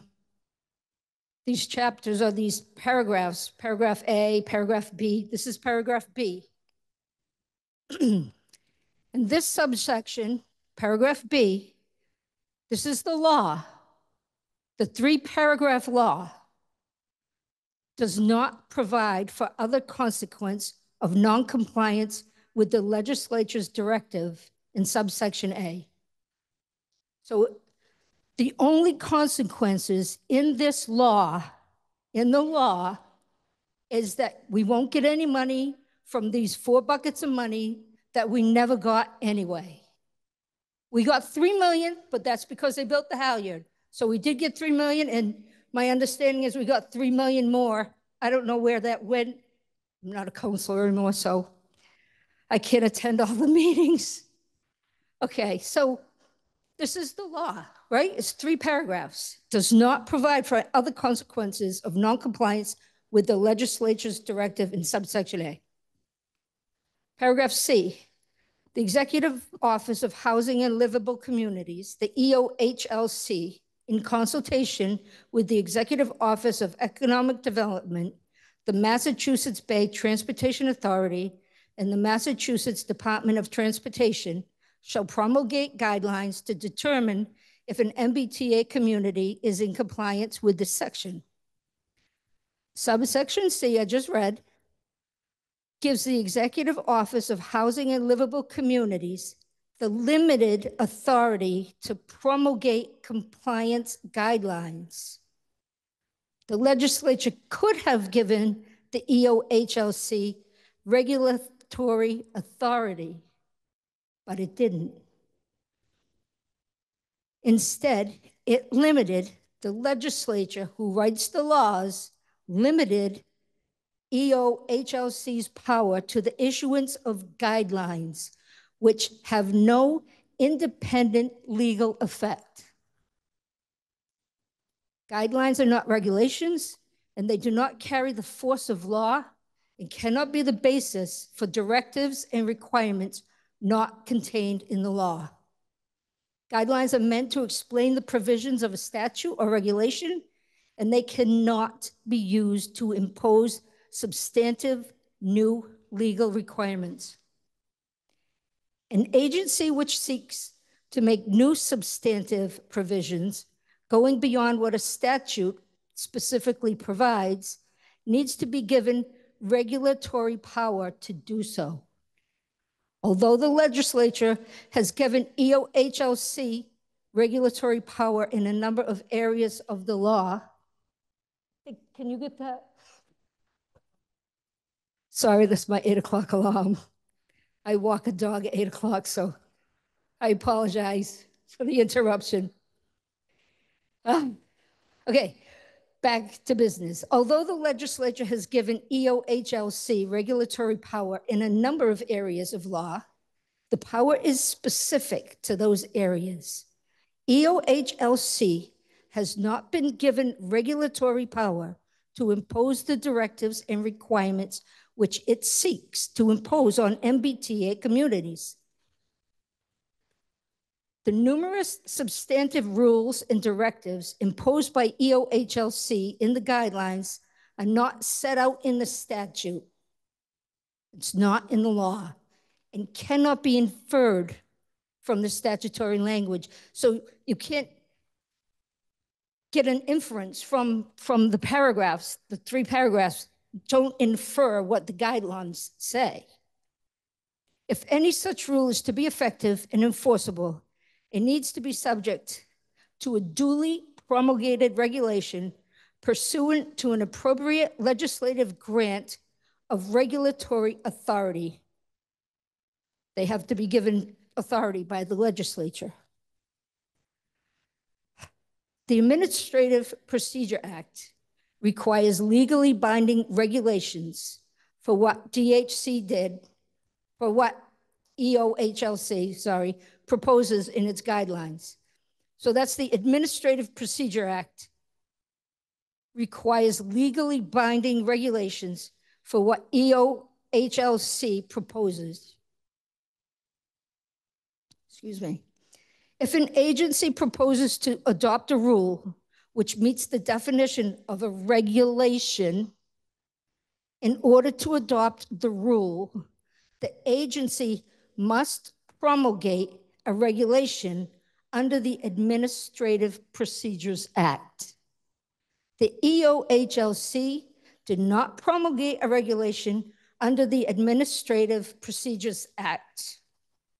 In conclusion, the EOHLC's guidelines are ineffective and unenforceable. EOHLC's compliance guidelines, for the multifamily zoning districts under Section 3A of the Zoning Act cannot be legally enforced. These guidelines are not simply explanations seeking to fill in the details or clear up an ambiguity, as previously stated. Instead, they seek to impose numerous substantive legal requirements so as to greatly expand the scope of municipal zoning and to impose a litany of specific steps which MBTA communities must take to meet their newly defined obligations. The legislature has not given EOHLC regulatory power. It could have done so, but it did not. Instead, the legislature limited EOHLC's power to guidelines. Without regulatory power, EOHLC cannot issue regulations, which it didn't. Without regulations, EOHLC cannot legally impose its requirements and directives contained in the guidelines. The conclusion is inescapable that the guidelines are legally ineffective and unenforceable. I got this information from attorney Alex Whiteside. He was a graduate of Harvard University with a degree in history before receiving his law degree at Fordham University and eventually earning a Master's of Law in Boston University. He held the position of Chief Counsel to the Massachusetts Department of Housing and Community Development for 16 years. The Department of Housing and Community Development is now the EOHLC. So this man knows what he's talking about. And I truly appreciate his work, your work, I really do. But the state is overstepping their bounds, or the EOHLC is overstepping. And it's not legal. Thank you. Thank you.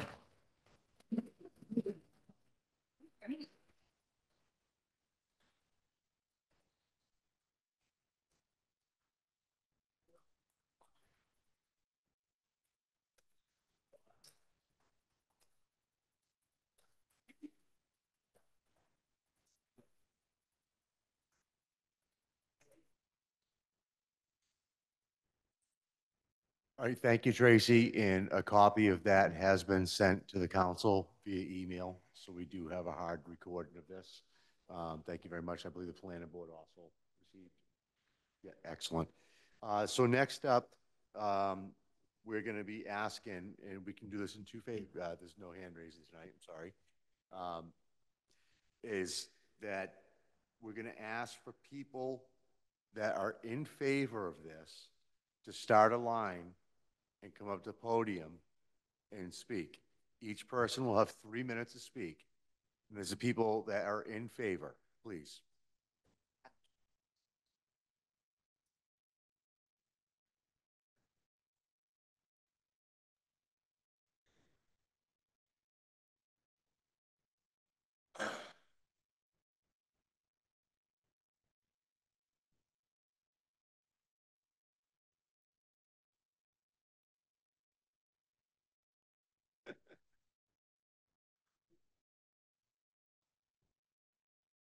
All right, come on up. And if you could state your name and address for the record. Can you hear me? Yes, we can. David Holden. I'm the Executive Director of the Gloucester Housing Authority with offices at 259 Washington Street. Thank you, councilors, members of the Planning Committee. The Gloucester Housing Authority Board of Commissioners voted at their August 14th, 2024 regular meeting to urge the City of Gloucester to comply with the requirements of the MBTA Communities Act and asked that the City Council adopt the proposed Section 3A zoning amendments.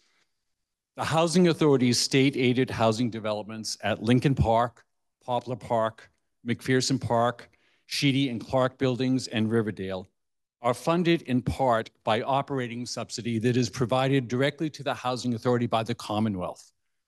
In this year's state budget, 16.7% of these local housing authority subsidies are funded by the Local Capital Projects Fund, which is among the funds under the Act, which could be withheld by the Commonwealth if the city fails to adopt these zoning amendments, as the state removed language that was included in last year's budget that protected a housing authority if its municipality failed to comply with the law. The Housing Authority estimates that it could lose anywhere between $135,000 to $630,000 annually in subsidy if these funds were withheld, which could result in severe staffing and service cuts that would directly impact the residents we serve. The community needs to understand that this program is already severely underfunded at an expense level of just under $400 a month per apartment. It is the best affordable housing deal in the state. If the state withholds any part of our subsidy, we will be endangering the health and safety of our most vulnerable citizens and make it even less likely that these vital affordable housing resources will be here for future generations. In addition, the zoning amendments being proposed would assist the Housing Authority in the future redevelopment of our federal Willowwood Gardens development on Maplewood Avenue. Believe it or not, it's been 35 years since we transferred Maplewood Gardens into Willowwood Gardens. And within the next 4 to 5 years, we need to do it again. And this is going to give us additional tools to attract funding to make major improvements and also look at pluses and minuses concerning the density and current configuration at the development. In closing, the Housing Authority respects that the decision on the adoption of these zoning requirements rests solely with the city. But our Board of Commissioners believes we would be remiss if we did not inform the city of the possible negative impact of compliance would have on the elderly, disabled, and families with children we serve. Thank you. Thank you. Again, we'll give a 10-second warning when the time is up. If you don't hear the 10-second warning when the time's up, I'll raise my hand with paper just to let people know that the time is up. But thank you, David. Name and address, Barnaby. Barnaby Prendergast, 61 Fernald Street. I am very much in support of this legislation. I would have liked to see more affordable housing opportunities included in it, but you know, as Jagger says, you don't always get what you want. I'm glad that it's clear now that there are not going to be too many units. I think the council recognizes that home rule is not an issue as an objection to this legislation. It's actually expressly written into our zoning ordinance. I'm very grateful that if we move forward with it, that we will retain the opportunity to receive grants, which even if they haven't been as useful to Gloucester in the past, that they might be useful in the future. I'm very happy that the legislation maintains control of height, addresses parking, and hopefully the increased housing opportunities will mean less competition for Gloucester residents who are looking for places to live. More housing means more people can find places to live. I know there are concerns about infrastructure, which are also dealt with in the guidelines. Hopefully, any large-scale developments will be paid for by the developer. And the majority of any possible development is going to be in the hands of the individual property owners. As for overcrowding, I think that, again, moving forward by allowing more capacity is actually helpful for the schools, which have seen a distinct drop in attendance over the last 20 years. Hopefully, more people living here will reduce the traffic. And this might sound counterintuitive, but there are about half the people who half the people who work in Gloucester commute here. And they're all driving down 128 and they're all going around Grant Circle and Blackburn Circle to get to their jobs. And hopefully, if more of them can live in town, that's great. Parking's an issue, but those people who are driving into work here are also parking here. Finally, I would just like to say that when going through the objections that people raise, that the objections that are not based in reality, and there will be lots of them, and objections that are based on misinformation should not play part of the decision-making process. If the world is round and or a sphere, and somebody says it's flat, we don't base decisions on the fact that they're proposing that the world is flat. Thank you.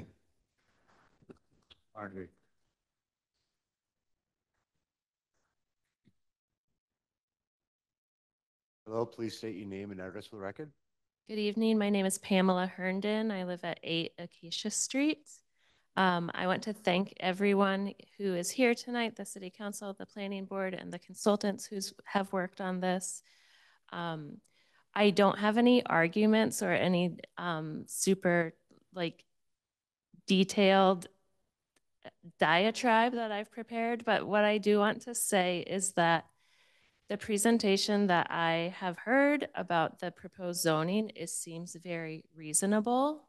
Having 3-unit houses by right seems very reasonable to me and will be an incremental step in being able to increase our housing numbers, our inventory.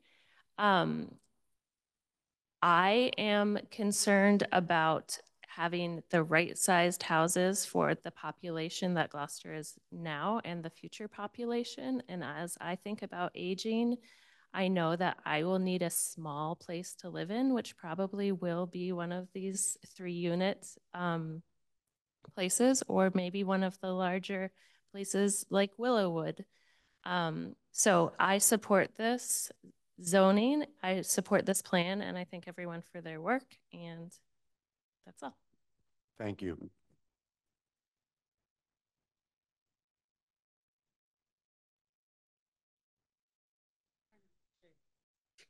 How are you doing tonight? If you just give your name and address for the record, please. Judy Steiner, 29 Addison Street. I live about a block away from the commuter rail, and I am a frequent commuter on it. Not that that's relevant to here, but I want to thank everybody that's done a lot of work. Greg, you're incredible. Thank you for repeating yourself over and over and over. And I was confused. Dylan and Marjorie helped me understand some things that were there because I've heard some mischaracterization of what this project is or some ramifications of the project. I was to another meeting and it was referred to as a land grab, and it's not. Greg can explain this better than I can, but you can only sell the house. A property must be for sale by the owner. Nobody can come in and grab it. And there are the regulations for the 3 multifamily units, which avoids the high rise. I'm in support. I think they've done a lot of work. You look at the graphs, and that's what Jane helped me understand, is when I said I live in the 2 blocks away, I'm not part of this zoning. I'm already zoned there. So the zoning for the downtown area has been pushed further away from the train station because it's already condensed there. There is some argument about a 50-50, which we can't do. As you know, West Gloucester is wetlands. You ever driven around there? Go ahead, it's beautiful.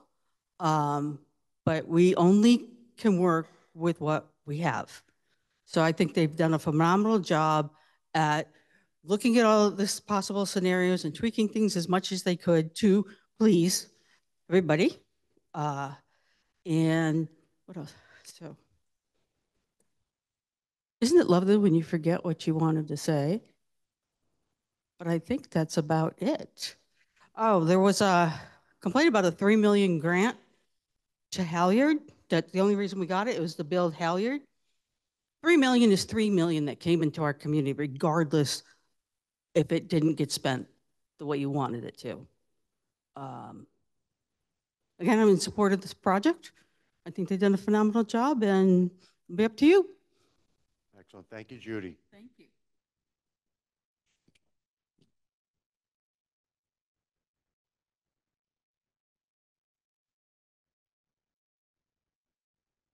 Next, if you give me the address for the record, please. Sure. Debbie Frontiero, 216 Washington Street. As you can tell, I'm one of those senior citizens and live in a single family house on a small lot. Would I love the opportunity to be able to do something with that property that might make it possible for my grandchildren to stay here in town? I would love it. I see this law as giving individual homeowners more rights and more freedom to be able to incorporate more housing into our city. I wish it were bolder. I'm one for taking bold actions. I understand that it can't be. I'm absolutely in support of it now. My family settled in Gloucester in the 1620s, and we have lived here continuously since then. My children own homes, some of them here, some of them in other communities. My grandchildren would love to be able to stay here in this community and make it, I don't even know how many generations it is, I can't count down, but it would be a real shame if our city got to the point where zoning kept another generation of families like mine from being able to stay in the place they've loved for 400 years. Thank you. I thank you for all your work. It's been incredible. Excellent. Thank you, Debbie.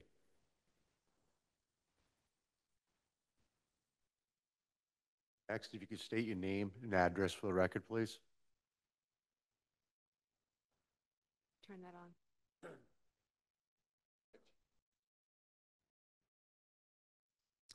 My name's Scott Richardson, 112 Magnolia Ave, and I don't really have anything prepared to say, but I just wanted to voice my support for this 3A proposal. Clearly, housing is a major issue in Gloucester, and we need more housing, especially affordable housing, but we certainly need more housing in general. And so, yeah, that's all I really have to say, and thank you all. Excellent. Thank you, Scott.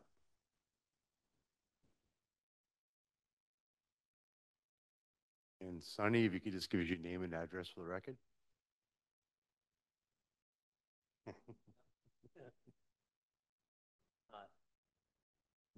Sally Robinson, 20 Harvard Street, and I welcome the opportunity to come before you tonight in support of this proposal.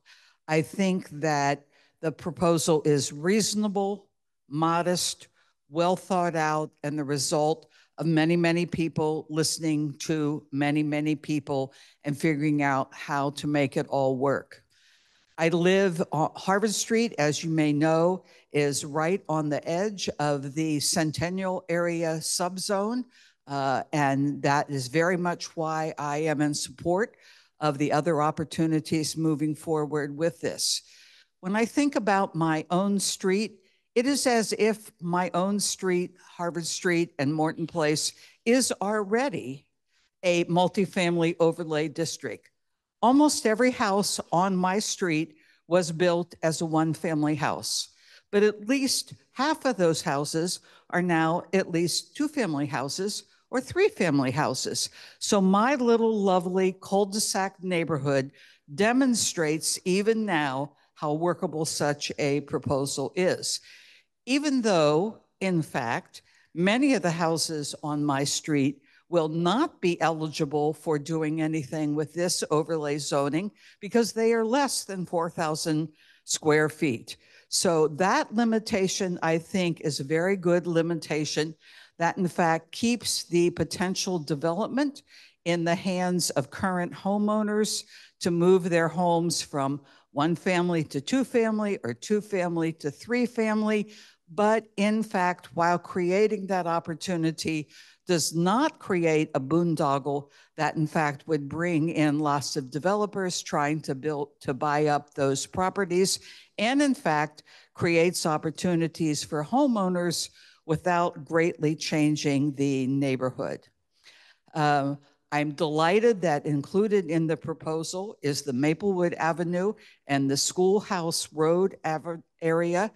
As many of you know, I've advocated for both deed-restricted affordable housing and just affordable housing in general. And I hope that with those two parcels built in, we can move forward quickly and not only increase the multifamily housing, but increase multifamily housing that in fact is deed-restricted. I think it is important that all of the dimensional requirements you all have considered so carefully, and they still allow for not only dimensional requirement review, but the input in terms of parking and infrastructure and public health, so that those opportunities to make sure that housing is appropriate and fits in our community are very much there. I think we face a big challenge, however, in terms of how to somehow incentivize restricting, let me finish my sentence, restricting the rents so that they are actually affordable to the Gloucester community. I hope we can meet that big challenge. Thank you very much. Thank you, Sonny.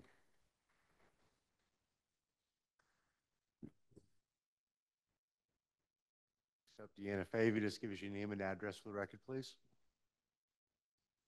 Deanna Fay, 3 Barbary Lane, Gloucester. So I'm here to present to you the petition that Housing for All Gloucester put forward, collecting signatures throughout the community over the summer. And the petition was in support of the efforts for the 3A compliance and for a meaningful zoning process and planning. I think you've accomplished that. I think that I can speak for the signers here and for our group to say that we support the plan and that the process was indeed very thoughtful, and a lot of care went into making sure that voices were heard, that the challenges were met around the dimension, technology, constraints, and all of the other challenges. I listened to many of the planning board meetings, and I have no idea what everything was talked about. It was complicated, so I commend you for dealing with that all so very carefully and thoughtfully. So I want to submit this as for the record, and and just say thank you again for all of the effort that you put into this, and I hope it passes. Thank you. What? 12? Oh. Is it here?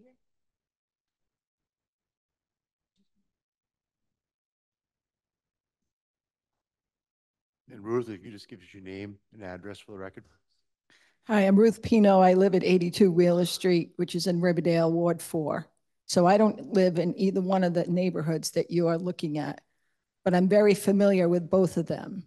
And I want you to remember to tell everyone in the audience and in the public what the delta is, what the number is that's required, and what the number we already have. I am in support of you doing whatever it takes to reform zoning in Gloucester by reopening the Railroad Avenue discussion as an example, and to reopen conversations around the zoning amendments provided by the planning board 2 years ago, which some of you said no to. That would cover all the districts in Gloucester. So for those of you who are talking about, or those in the audience talking about that, let's get this in other wards, that's the way to do it. Reform our zoning ordinance in general, and it'll go a long way to do that. Thank you. Thank you, Ruth. Chris, if you just give your name and address for the record, please. Chris McCarthy, 166 Bray Street in Gloucester. Thanks for all your hard work. I know this has been on the table for a long time. I know you've been working on it really hard. I'm in favor of any zoning changes that help bring more housing to the market. I've been for the last probably 30 years, 35 years building mostly, almost exclusively single family homes. A lot of first time home buyers, a lot of people retiring. And all I see coming into town now is people just finished a house for a doctor, for a lawyer, and I see our kids getting out of college, out of high school, having to move out of town. I think whatever we can do to get more housing here, market rate housing. I don't plan on doing multifamily.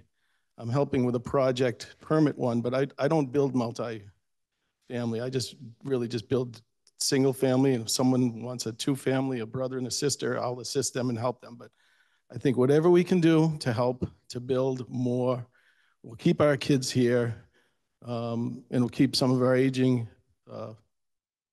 parents and grandparents here. It's crazy that we're opposing trying to allow more, zoning for more housing. I'm in favor of this to go through, and I like anytime there's been a big zoning change, there's just a very small little chug of additional housing units. It's going to take a long, long time to fill up the units that could potentially be in Gloucester with this change, but it's going to take a very long time, and it's not going to happen like people try to scare other people into. I think it's a good idea, and thanks for your hard work. Excellent. Thank you, Chris.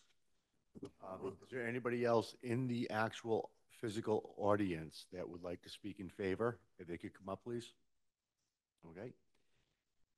Seeing none, I'm going to ask if anybody that would like to speak in opposition to start forming a line by the dais.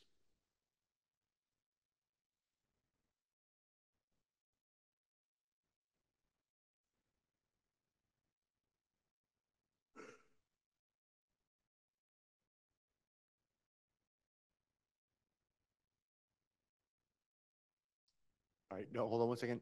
So just so everybody understands, it is 3 minutes per person. Grace will give a 10-second warning. And when your 3 minutes is up, I'll read papers and we can go from there. If you could just kindly start by stating your name and address for the record, please. Cynthia Bierley, 46 Muscle Point Road. And I appreciate and don't disagree with just about anything anyone has said. And if you think that anything I'm saying is misinformation, I would like to know what it is. We request that Gloucester reject the MBTA zoning plan. Let us ask ourselves, what is the purpose of this legislation?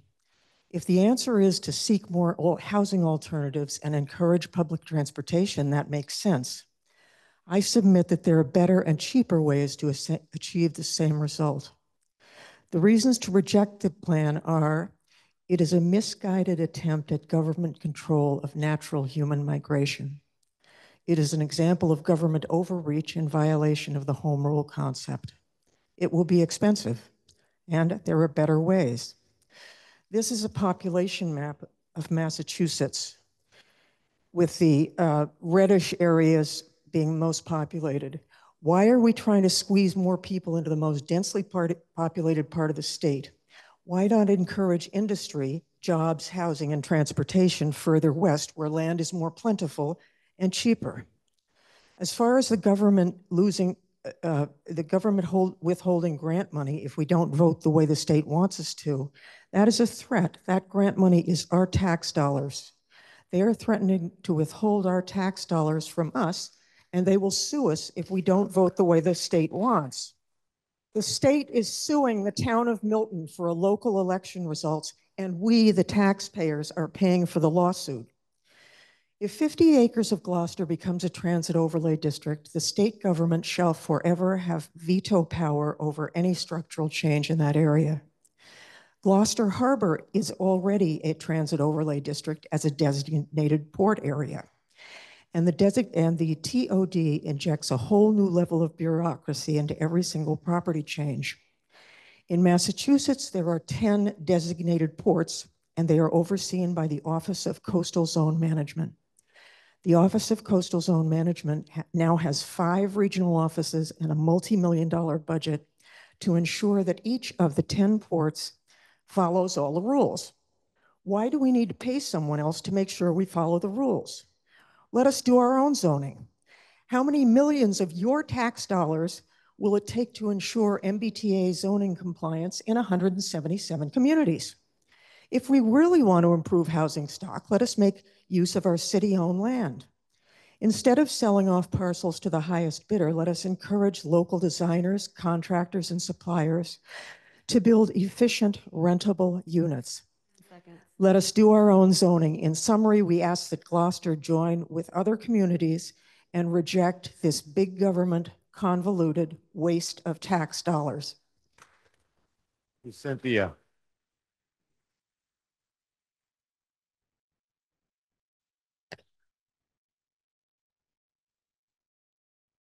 Next, if you could just state your name and address for the record and speak into the mic, please.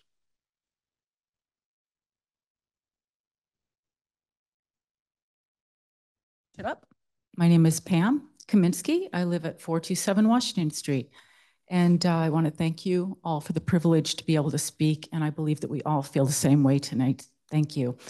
My fellow concerned citizens, counselors, and planning board members.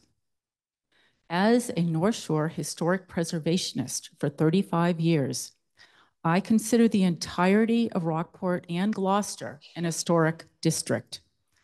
The fragile ecosystem of marine and bird migrations, the oldest fishing ports and art colonies in the United States, and a 400-year-old rich culture is a very rare jewel.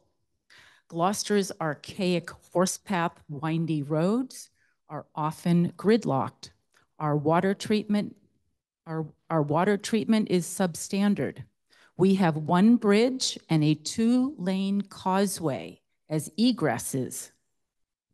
Recently, it took me 14 months to get my electrical meter changed. And the good folks at the Public Works were kindly explained to me that there were only 2 gentlemen to service 13,000 homes. Okay, what are you going to do about it? I totally understand. Your consultants have provided us with Legos, but no evacuation plan or financial analysis of your proposed influx of 2,270 more units. Of course, we all desire more affordable housing, but you have repeatedly informed us that this proposed zoning change is neither to provide elderly or low-income housing, nor would it benefit current residents to age in place directly, perhaps indirectly, but that's not what I think people really need.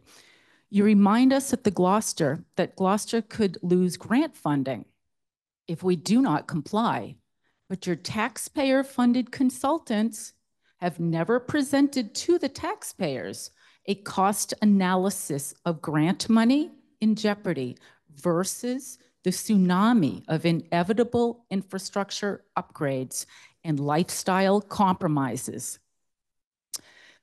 Protect, please, please protect our medieval fishing villages from state overreach with home rule. Home rule empowers towns and cities with sovereign rights to act on behalf of their citizens. Home rule was enacted in Massachusetts, fought long and hard, by the way, in 1966 to protect communities against corporate interests and land grabbers. Before you lies a vote that has grave and irreparable consequences. There are 30 TOD communities now that have joined a class action lawsuit against the state challenging the constitutionality of this law. Protect and preserve Gloucester's cultural heritage. Vote, vote no. Thank you.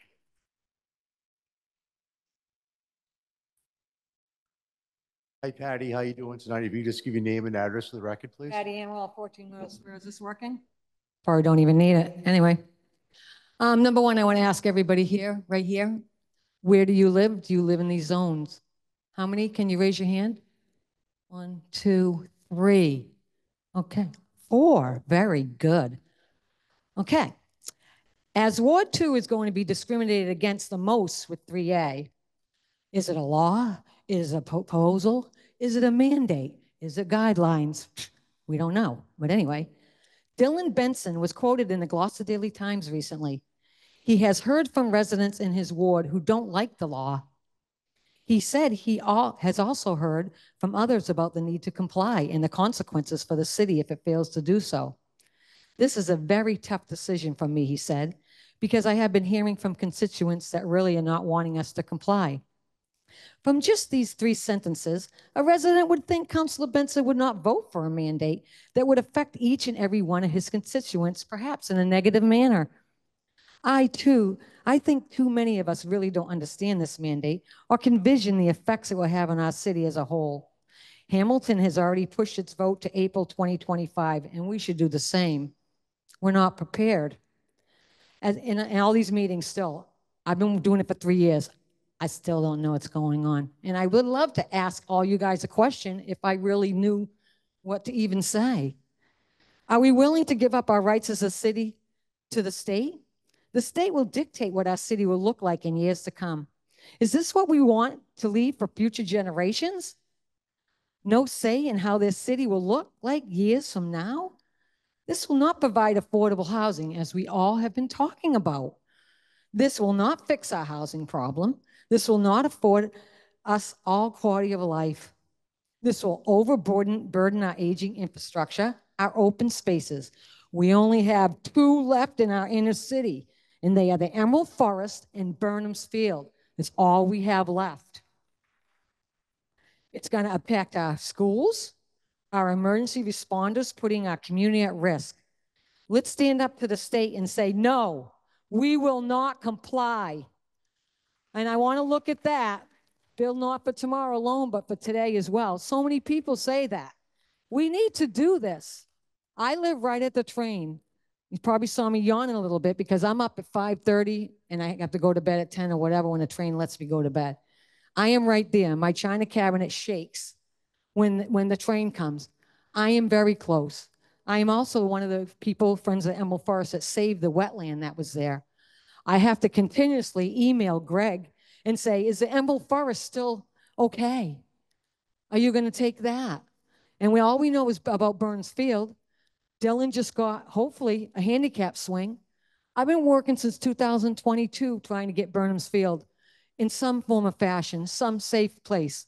A gate to be put up, a handicap swing, a slide to be fixed that could cut a kid's leg.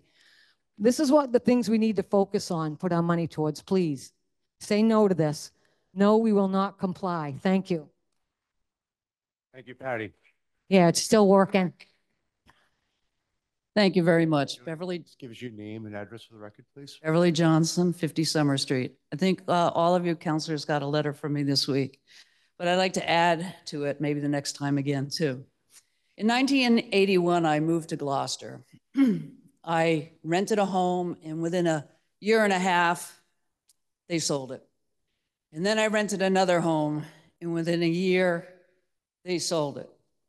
And then I moved into another place, and then I moved into another place, and it flooded. And then the Mother's Day flood of 2006, I was in a flooded basement, and I had to move. So I had garnered some money and bought myself a condo, and I've been in there since '06. While I lived in apartments and rentals, there was always an uncertainty. Will my rent be raised? Will they sell the house again? When I finally got my own place, I knew I could not lose my home unless I chose to leave it or I failed to meet my obligations by not paying for and maintaining it. I had sovereignty over my home. I could buy a dog, a cat, a lizard, and I could do anything I wanted to within reason on the outside of my home or inside. So my question is about sovereignty. Which one of you in this room who own your own home would exchange the sovereignty of your home ownership or your hopes for a future home ownership if you don't own a home for a rental with the uncertainty of a landlord's rental whims?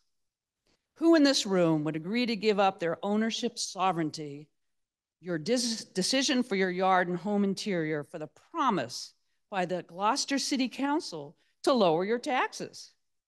What if they told you that your taxes would be lowered? You guys, if you told somebody their taxes would be lowered to some unspecified amount if you gave up your rights? What if they said that if you agreed to their rule over your Ponderosa, they now would have the right to determine who would live in your house going forward? What if by agreeing to take a tax break in exchange for your home zoning, you were then required to share your unused bedrooms with people in need of housing? Would any of you take the cash for the uncertainty of the city's government's whims over your current rights to control how and with whom you live? Would the lowering of your taxes really entice you to give up your personal home rule rights, your personal sovereignty over your dwelling you had worked and paid for with your sacrifice and savings? If any of you would be willing to take the cash for that deal, you could contact the governor because she has people she can fill your empty rooms with. I would just say that the government does not always keep promises. In the housing 1 year ago in August. You're at time. Time. Okay. Thank you. Thank you, Beverly. It was a good story, though, the rest of it. You can submit it, Beverly. Julianne McKenney. Hold on 1 second. Beverly, if you want to submit that to the clerk, we can put that in record for the entirety.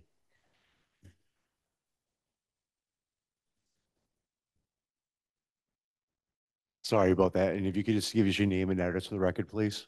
Julianne McKenney, 1097A Washington Street. Thank you for your service to the City of Gloucester. It has been written, the Home Rule Amendment, Article 89, was adopted to reaffirm the customary and traditional liberties of the people with respect to the conduct of their local government and to grant and confirm to the people of every city and town the right of self-government in local matters. Home rule is an important provision that helps assure the liberty of the people. The entire nature of checks and balances is that liberty is secure when power is divided, not concentrated. Home rule is also a simple recognition that local governments are best equipped to handle local problems.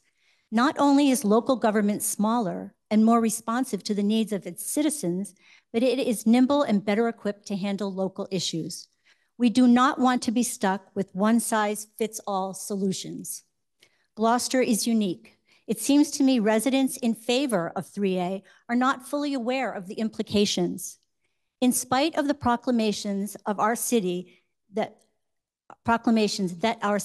been informed of 3A, most citizens are not even aware of its existence. A vote for 3A will negate the home rule law. It's designated, a vote for 3A will negate the home rule law in designated parcels of city zoning. The changing of our zoning laws only comes with a vote from City Council. As it stands, we are still operating under home rule. Please vote no on 3A. As many have seen in the news, the town of Milton overturned a town meeting referendum that initially brought Milton into compliance with 3A. The citizens are fighting for their voices to be heard. In neighboring Rockport, a concerned citizen is suing the state and a class action lawsuit is active. To the best of my knowledge, the status of the class action lawsuit, the first submittal of cities and towns joining the Rockport suit, forming a class action suit. Rockport, Marblehead, Rowley, Malden, Millbury, Wakefield, Wayland, Danvers, Hamilton, Gloucester, Winthrop. Second submittal, August 1st, 2024. Needham, Sudbury, Marshfield, Acton, Newton, Duxbury, Maynard, Plymouth, Hanson. Towns that submitted required paperwork that requires processing and should be submitted to the court shortly. Manchester, Wenham, Halifax, Westford, Chelmsford, Reading. Towns working on required paperwork and will most likely be joining the class action lawsuit: North Reading, Lexington, Winchester, Franklin, Belmont, among others. There is another way. Please represent the majority of the people and save our city. Thank you. Thank you, Julia.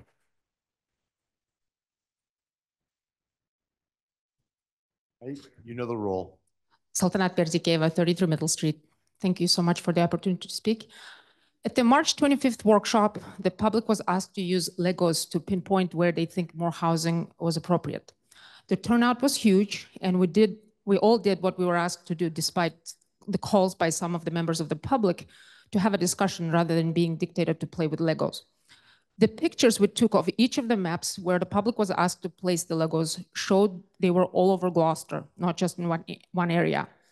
However, at a later meeting, we were told participants favored downtown rezoning or something along those lines, contradicting the evidence of the pictures of the Legos were placed. Every subsequent meeting was different from the meeting before, and it was confusing to know how the plans came about and where the input of the public was incorporated. At one meeting, the planning board and MBTA consultant presented a plan to the downtown area for the downtown area near the train station. At that meeting, the public was told that it was just an example of how we could rezone to comply with the mandate. A meeting after that, we were presented with different scenarios, primarily focused on, again, just the downtown area. And in the end, a version of these plans turned from an example to an actual plan. The most recent plan is far from what the public asked for. The folks at the planning department admitted mistakes with the March workshop with the Legos. That's not the public's fault. If you make a mistake, then start the process again and do better. But it is disingenuous to claim that the plan that will be going before the City Council's vote fully reflects the public opinion and feedback. Most of those who know about the MBTA mandate do not support it. Most of the residents in wards 2 and 3, the wards that will have about 90% of the rezoning to comply with the mandate, have no clue about the mandate or any of these meetings. At the June public forum, the members of the public, including myself, asked you to do better outreach and that equity and burden sharing must be at the center of your decision making, something that was missing in Greg's presentation earlier on what people asked. None of that happened. We see the same old familiar faces. I am still one of the minorities. No new people I see at any of the meetings. So what did you do to do better to inform people? Nothing. Equity and burden sharing was thrown out of the window. The consultant himself said in almost every presentation that beyond the 2 train station, a minimum contiguous district size could account for 25% of rezoning. None of that happened, but all the burden went to Ward 2 and 3. Just like how public concerns and opposition against the monstrous 20 Main Street development 8 inches behind my property are being ignored, with some planning board members openly praising the developer's lawyer and telling her to ignore the people who disagree with her. Not only you're belittling public feedback, but also trying to push your plan under the guise of public support. This is your plan, so don't sell it in the name of the public. Thank you. Hold on. How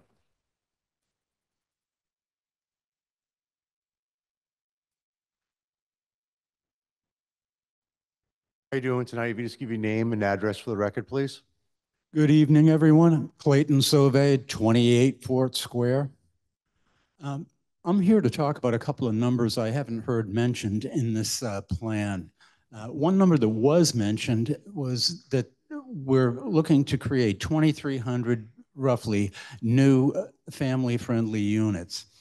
2,300 units is likely going to bring in 2,300 additional students in the school system. The school system now roughly has about 2,300 students and costs $50 million. So it would stand to reason that the school budget is going to double with this addition of new tuitions. Of that $50 million, 2,300 units will bring in about $10 million in taxes. So there's going to be a $40 million deficit every year that the city is going to have to deal with to cover these tuitions. I haven't heard anyone say how the city is going to get that money. I haven't heard Greg mention it or anyone else for that matter. So I wonder how that is going to be done. I think that also the influx of doubling the school system is going to be very bad for the schools. It's going to be a burden that is going to degrade the performance of the schools, let alone the scramble for all that money the city is going to need every year. I think this plan has the potential to wreck the finances of the city and wreck the schools. So I would urge you all to vote no on this measure. Thank you. Thank you, Clayton.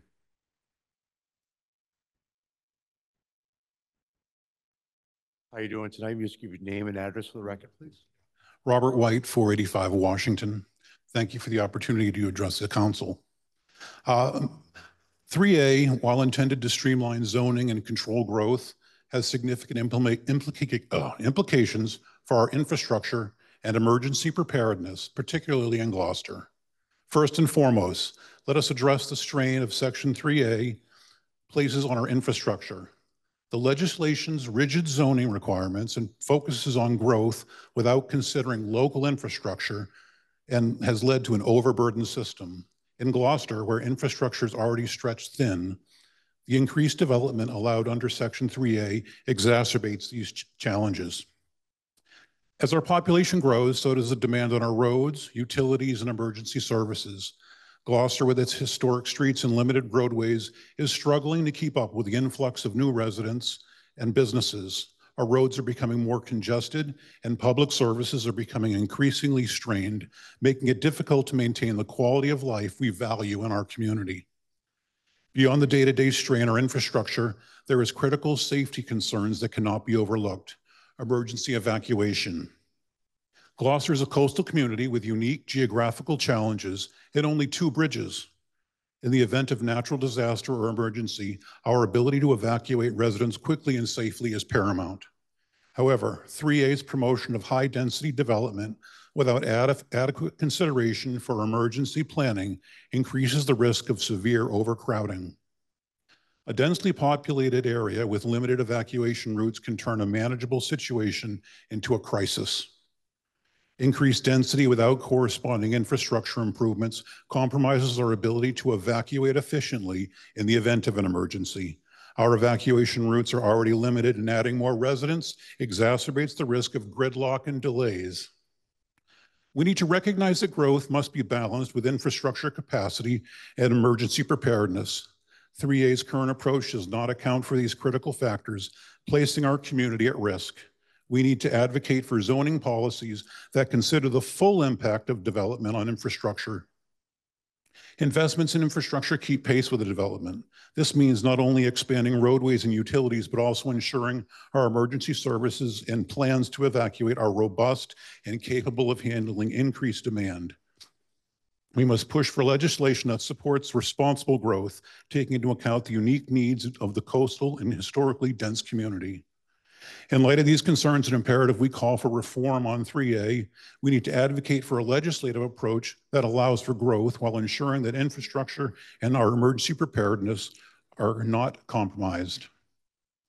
In conclusion, 3A has significant drawbacks when it comes to infrastructure strain and emergency preparedness.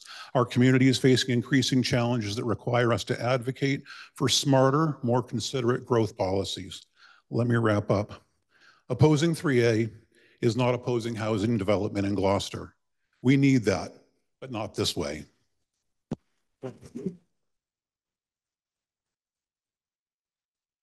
Thank you, Robert.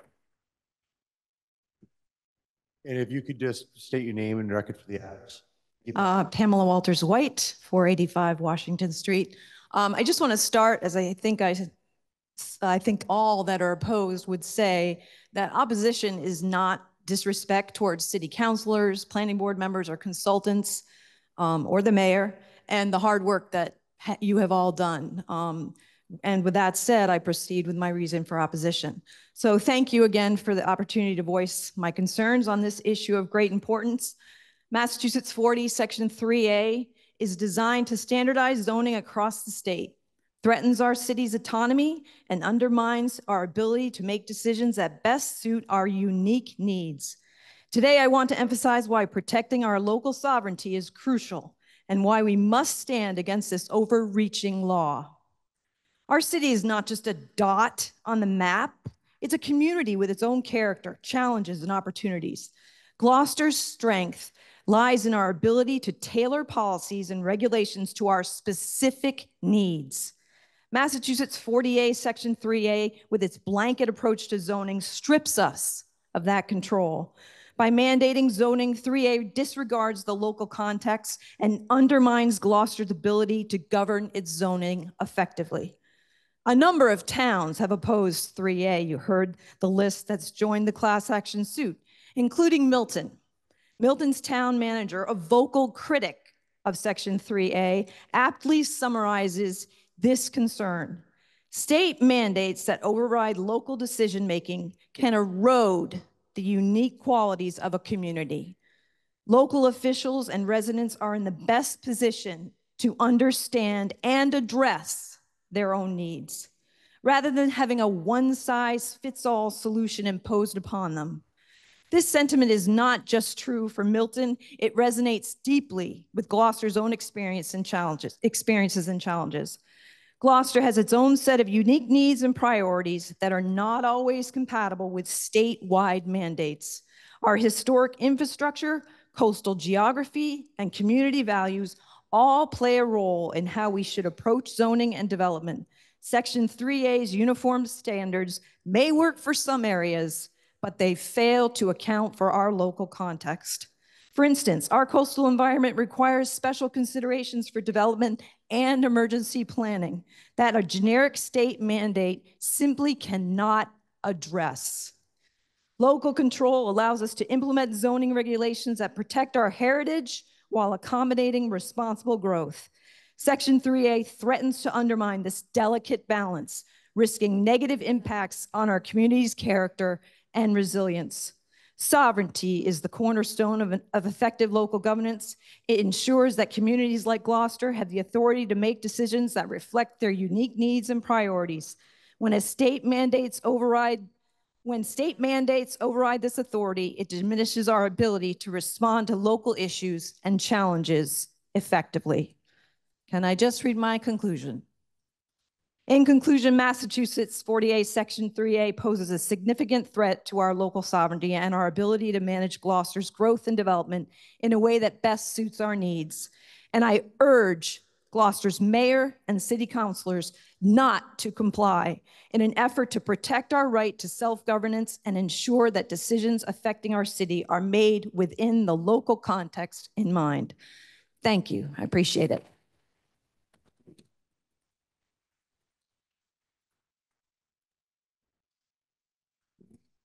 You could just state your name and address for the record, please.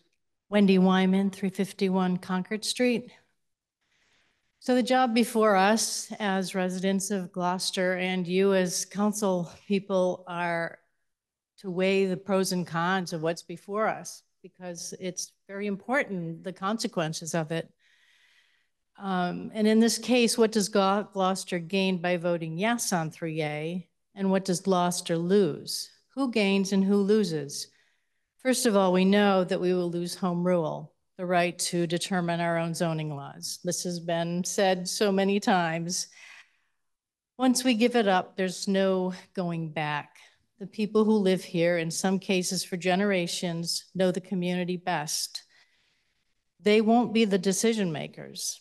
The people who know the strengths, the character, and uniqueness of Gloucester will not be making the decisions about how this city is developed. The ones who know about the long waits at the bridge, the summer traffic, the low water pressure, the odor from the sewage treatment plant, the search for a parking place, won't be making the decisions. The police, EMTs, hospital workers, school teachers, and all those who support our community won't be making the decisions. If you as a counselor are being pressured by state politicians who promise and threaten, remember that speaking for the people who elected you is the right thing to do. I'm not saying it's easy to go against the grain. I'm sure you will feel great pressure. Maybe you'll feel shunned or made to feel short-sighted and uninformed, not as clever as the rest. But voting for what you really believe to be best for Gloucester and its citizens requires strength, and that comes with the position that you hold. We need you to stand up for us. I know there are many different points of views, and I know everyone wants more housing, especially for our children and grandchildren.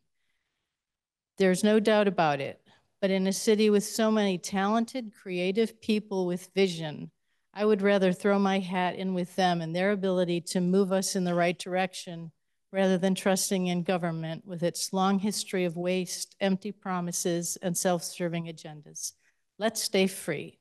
Please vote no on A3. Thank you. Thank you, Wendy. If I could just get your name and address for the record, sir? Yeah, hi. I'm Jeff Lobel, 80 Prospect Street. Could you repeat that again? We couldn't hear you. Jeff Lobel, 80 Prospect Street. Well, you know, I love a good PowerPoint presentation, and I want to thank everybody. I know there's a lot of work that's been done cranking out the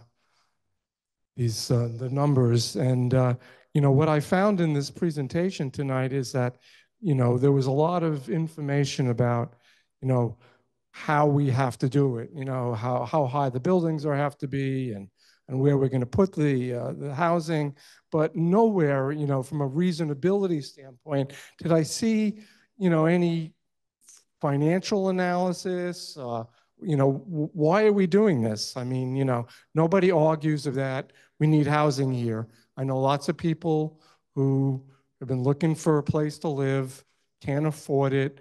Real estate prices are high. All that is, you know, no one's going to argue about, you know, housing is an issue. But this seems to me like, you know, this is how we're going to do it. It's a fait accompli because it's a money grab. You know, how much money, and I didn't hear anything about, you know, well, how much money are we going to forego if we don't do this? What do we give up? You know, there hasn't been any, I don't see a risk assessment. You know, I've only seen this is the upside, you know, and a lot of it was extremely amorphous. You know, it was a PowerPoint presentation, and I've done a lot of those. So I think the due diligence that was presented tonight was really below par. And if you're going to make a decision on why you're going to do this, because this is a mandate or this, and I don't know if this is a legitimate mandate or whatever, but we got to really evaluate, you know, why we're doing this, and is this the right way to do something? Anyway, thank you very much.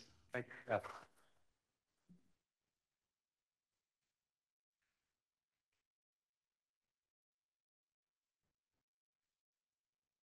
How you doing tonight? If you could just give us your name and address for the record, please.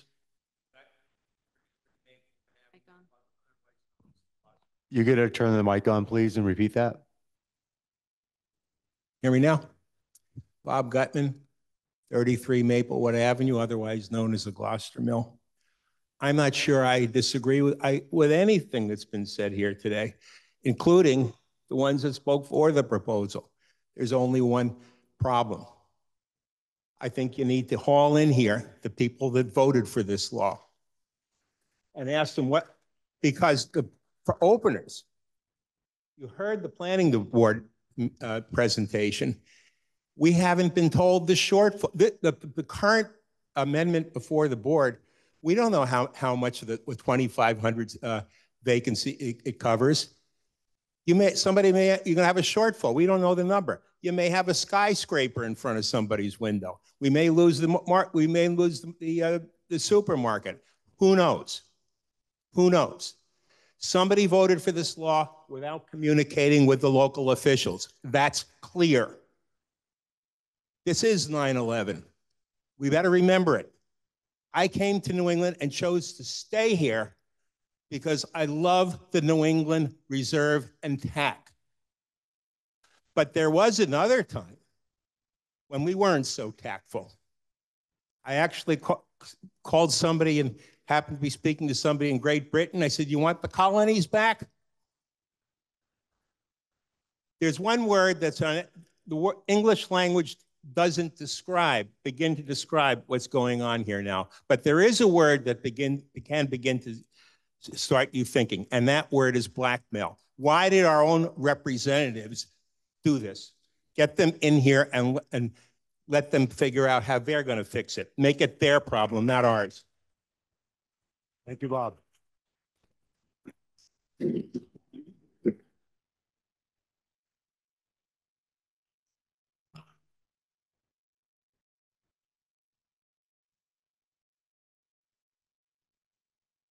Is there anybody else in the audience present physically that would like to make any comments tonight? All right. At this point, I would like to make a motion to have a 3-minute recess. Second, and move. We're asked to go for a 5-minute.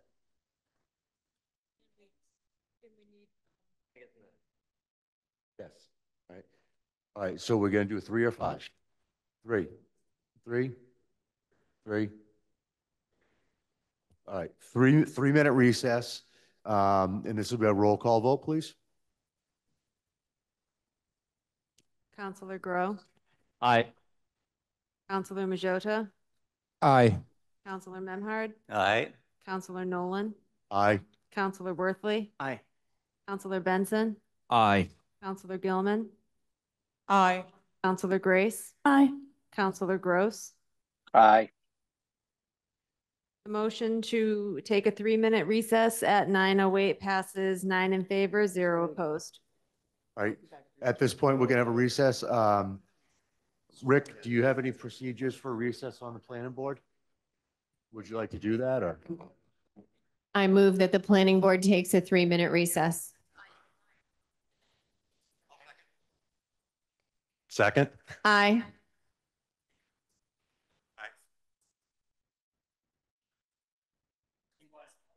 Aye.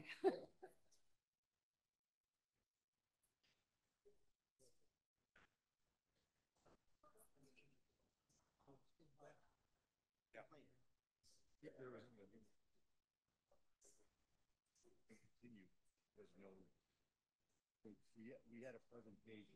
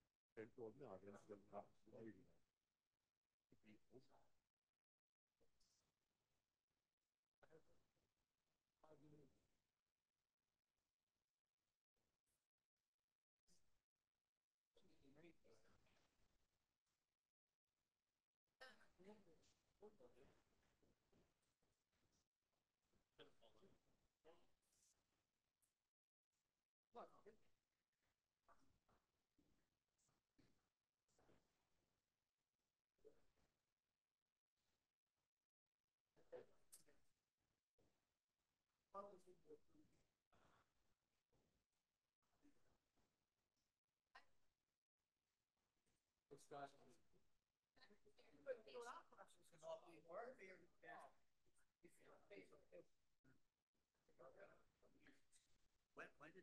did the housing production and get all the plans to themselves in their space under the planning board had already paid?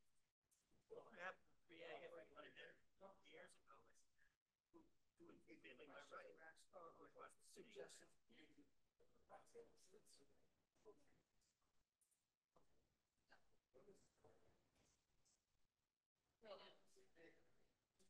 How many homes in this summer? Size.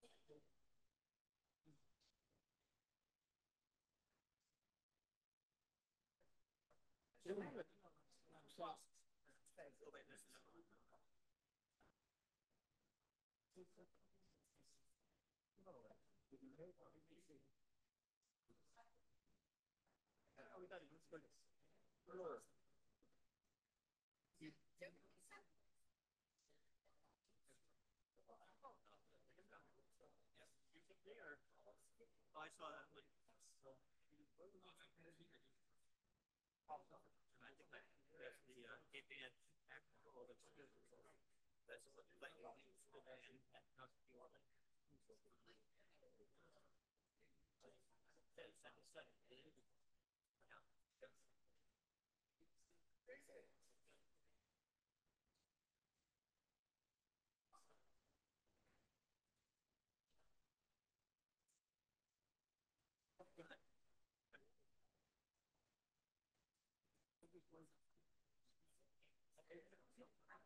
Oh, yeah. It always lasts long. A quick question. Yeah. If we'd been successful, you, me, and Val, and had gotten 3 or 4 more votes 3 years ago for 2 and 3 family by right. Right. Okay. Yeah. So, and that was part of the housing production plan. It was cast by the John Bell administration. Yes. In 1980. And refined. Perspective is missing. If only he had voted for 2 and 3 family by right and have waived notification of neighbors, that was for all. I'm okay with waiving that without giving notification of construction. Thank you. It's close. It's close. Yeah, I'm back. I'm back within 3 minutes. Jason, we need to have a rebuttal. Thank you.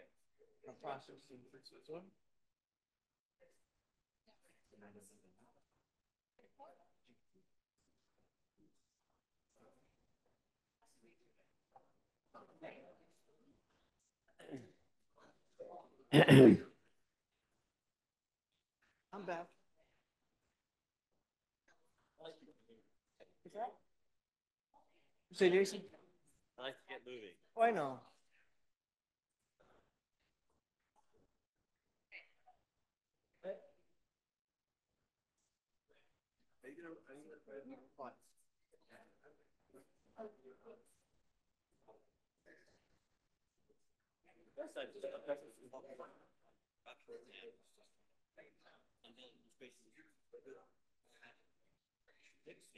No, 2001 to 2005. That's historical. 2001 to 2007. But we wouldn't be in compliance because what's on the ground doesn't count. Owning violence. Good. Right? Throughout. We were a different number, so we needed to hit this number because basically.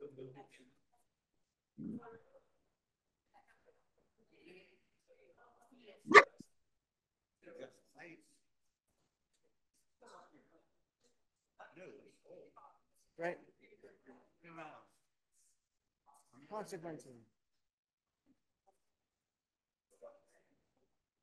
By the way, I came back in 3 minutes. Sorry.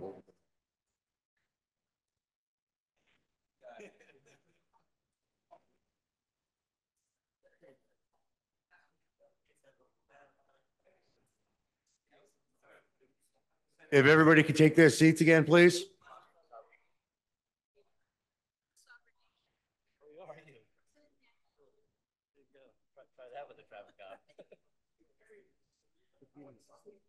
I move that the planning board ends the recess. And the city council is back on call. Do you have a second? If we could have quiet in the hall, please. Meeting back.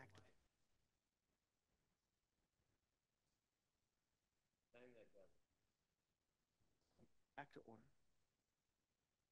All right, so at this point, we are going to be going to online calls, and we're going to be taking them as the hands are raised. Our city clerk will bring them in. It's not going to be a for, support, or opposed. It's going to be whoever wants to speak. It's hard to regulate by hand raised where people want to be, so it's going to be a little out of order, but the same rules do apply. It's 3 minutes, and there'll be a 10-second warning, and then I'll raise my hand with some papers to let you know your 3 minutes is up. And again, please state your name and your address for the record, and let's continue on. Thank you all. I'm pulling in Joel Plaza.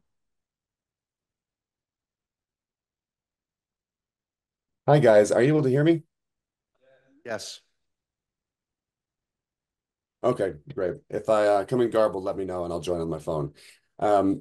My name is Joel Favaza. I live at 28 Middle Street, and I am speaking in favor of this proposed ordinance. And I'm not speaking in favor because I think it's going to actually help create additional housing or streamline a process that's in place, but I'm speaking in favor because I'm a local permitting attorney, and I think I'm going to financially benefit greatly from this. Now, don't get me wrong, I make a decent living now helping people deal with the already too difficult process of permitting common sense residential development in Gloucester, but I have 4 kids, and I already know at least one is going to need braces, so this proposed ordinance is really going to help me out. The people it won't help are those looking to add units of housing easily to their property or those looking for a unit to live in. But again, for me and the other lawyers who practice in front of the zoning board, this is going to be great. For example, the downtown station area includes streets full of houses that don't comply with R5 requirements and won't comply with the MFOD.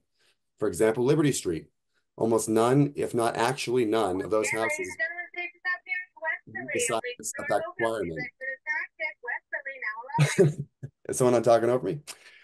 Anyway, so Liberty Street, almost none of those houses meet the side yard setback requirement, and some that might just hit the side yard setback are not 15 feet back from the street, nor further from the street than the houses to the left and to the right. So those people will still need to go to the ZBA to add units. But now they'll have to comply with design control elements like roof pitch requirements that don't presently exist, or new height variances, which are harder to obtain than our existing height special permits, which means I get to charge more. A similar analysis and result can be found throughout the proposed downtown station area. For example, you guys elected to include the chunk of Centennial Avenue where the majority of the lots have less than 2,000 square feet of lot area, and the houses violate front and side yard setbacks and have no driveways. So the MFOD provides no relief or opportunities whatsoever over there, just additional headache by layering an overlay district over the R5. The West Gloucester Station area provides similar economic opportunities for people like me that make more money when regulations are more complicated. For example, the MFOD is proposed for the Clearview and Lyndale Avenue areas. Well, good luck finding any parcels that have the required 65 feet of frontage and a house 20 feet back from the street out there. Plus, right now, if I want to permit tandem parking for a 3-family for a client, I can take care of that while I'm already at the zoning board getting dimensional relief. But if this ordinance passes, my clients might be required to send me to both the zoning board for dimensional relief and then the planning board to authorize tandem parking through site plan review. You've basically doubled my fee for the same project. And to those who may be speaking in opposition tonight because they're afraid of overdevelopment stemming from this ordinance, I urge you to reconsider your position. If you don't want a lot of new housing units to be easily built, this ordinance is a gift to you as well.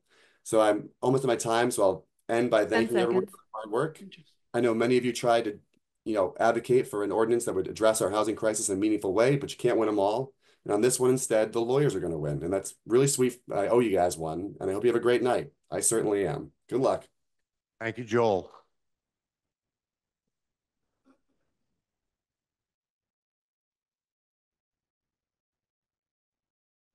Bringing in Linda McCarriston.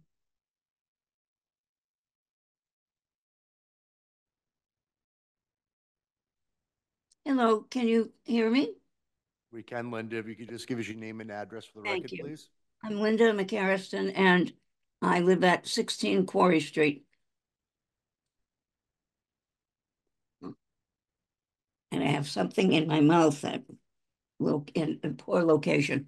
I've really appreciated the comments and concerns that people have been expressing as they have a chance to speak to the planning board and the council. And I think that what Tracy presented from Attorney Whitehead, who was for 16 years in the position before it was changed to livable communities. I have heard that explanation before from a lawyer, a real estate lawyer, that there is no law that has come out of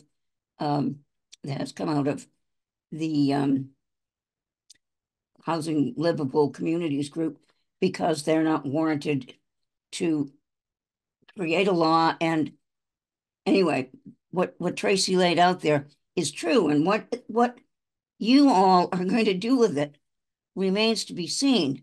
But it's a grenade, and the pin has not yet been pulled, but the pin could be pulled by any number of people at any time. I would like to say mostly that what I have felt from the beginning on this is, what we've been told to do is not fix Gloucester or make Gloucester better for us or get what we want for Gloucester in terms of housing, because what we've been asking for is housing that people who work and live in Gloucester or want to, live, let's say, with only 2 roommates, would be able to do so. And that has not been a concern, because what we've been doing, remember, is we have been solving the state's housing problem. We're part of the state's housing problem. We have single family houses. We have been part of the racism that has kept people of color from having homes. And we're going to get rid of our single family housing. And we're going to be part of the solution for the state. I just found out a couple of days ago about a project. No. I've been speaking for 3 minutes. Yes. Okay, I was going to refer to the purposes clause, but I won't do that. We have time. Thank you, Linda. Did we have time, did you say? Nope, you've met your time. I'm sorry. We have time. Okay, thank you. Thank you, Linda. Is there anybody else online that would like to make any comments tonight?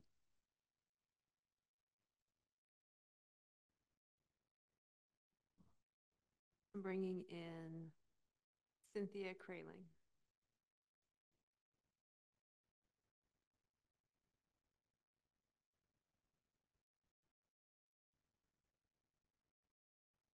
How you doing, Cynthia? Can you hear us? Can you hear me? We can. If you could just give your name and address for the record, please. Sure. Cynthia Kryling. I'm on Keystone Road in West Gloucester. I am asking for a risk assessment to be made available to the public. I'm not hearing anything about the actual cost, including the cost to our schools or for services for this number of additional residents in Gloucester. And I understand the number would be 10,000 plus. I'm not hearing what the total cost of services will be for that number of people. Secondly, I'd like to advocate that the vote on this be held until after the decision of the Supreme Judicial Court regarding the Milton class action suit. That would only seem reasonable. Thank you very much. Thank you, Cynthia.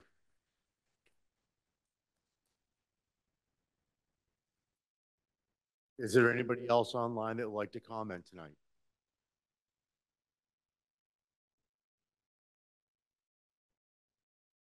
This is the last call for that. At this point, I'd like to continue the city council hearing. Do we have any communications? Oh, do you want the communication? 26? All right, so we're going to take communications. Right, the city council is, well, the city clerk's office was in receipt of a communication in favor from Emerson Damon. Communication in favor from Deanna Fay representing Housing for All. She did submit that petition as well in person here tonight, but I counted out the signatures and there's 109 Gloucester signatures and 3 Rockport signatures on that. And speaking, submitting communications in opposition, we have a communication from Pippi Galano. From, let's see, Robert Casey. Pamela Steele, Wendy Wyman, Dick Paholic, Beverly Johnson, and Rebecca Hill. Excellent. Thank you, Madam Clerk. So, Councilor Groff. Can you just explain that we all get copies of that communication so that we're not reading them tonight, but we will all have access to them? Exactly. All right, so at this point, I'd like to continue this public hearing until September 26th at 6:30 here. I don't think we need to go for a vote for continuance. So that will be it for the city council tonight. I'll hand this over to the planning board for the work that they'd like to have taken care of. Thank you, Sean. We too will be continuing our public hearing to the September 26th meeting. Again, we are here as a referral from the City Council on our application. And so I'll accept the motion to continue the public hearing to 9/26. So move. Have a motion and a second, please. Second. All in favor? Aye. Aye. Aye. And you. Excellent. Thank you very much for coming tonight. And Tracy, I'll talk to you in 1 second. Motion to adjourn? A motion to adjourn. Second. All in favor? Aye. Roll Roll call. call Roll vote. call. All right, so who was it moved and I want seconded to by? get the I'm most sorry. out of my roll call. It was moved by Councilor Grow. Seconded by Councilman. Okay, Councilor Grow. Aye. Councilor Majota. Aye. Councilor Memhard. Aye. Councilor Nolan. Aye. Councilor Worthley. Aye. Councilor Benson. Aye. Councilor Gilman. Aye. Councilor Grace. Aye. Councilor Gross. Aye. Motion to adjourn at 9:29 passes 9 in favor, 0 opposed. We are adjourned.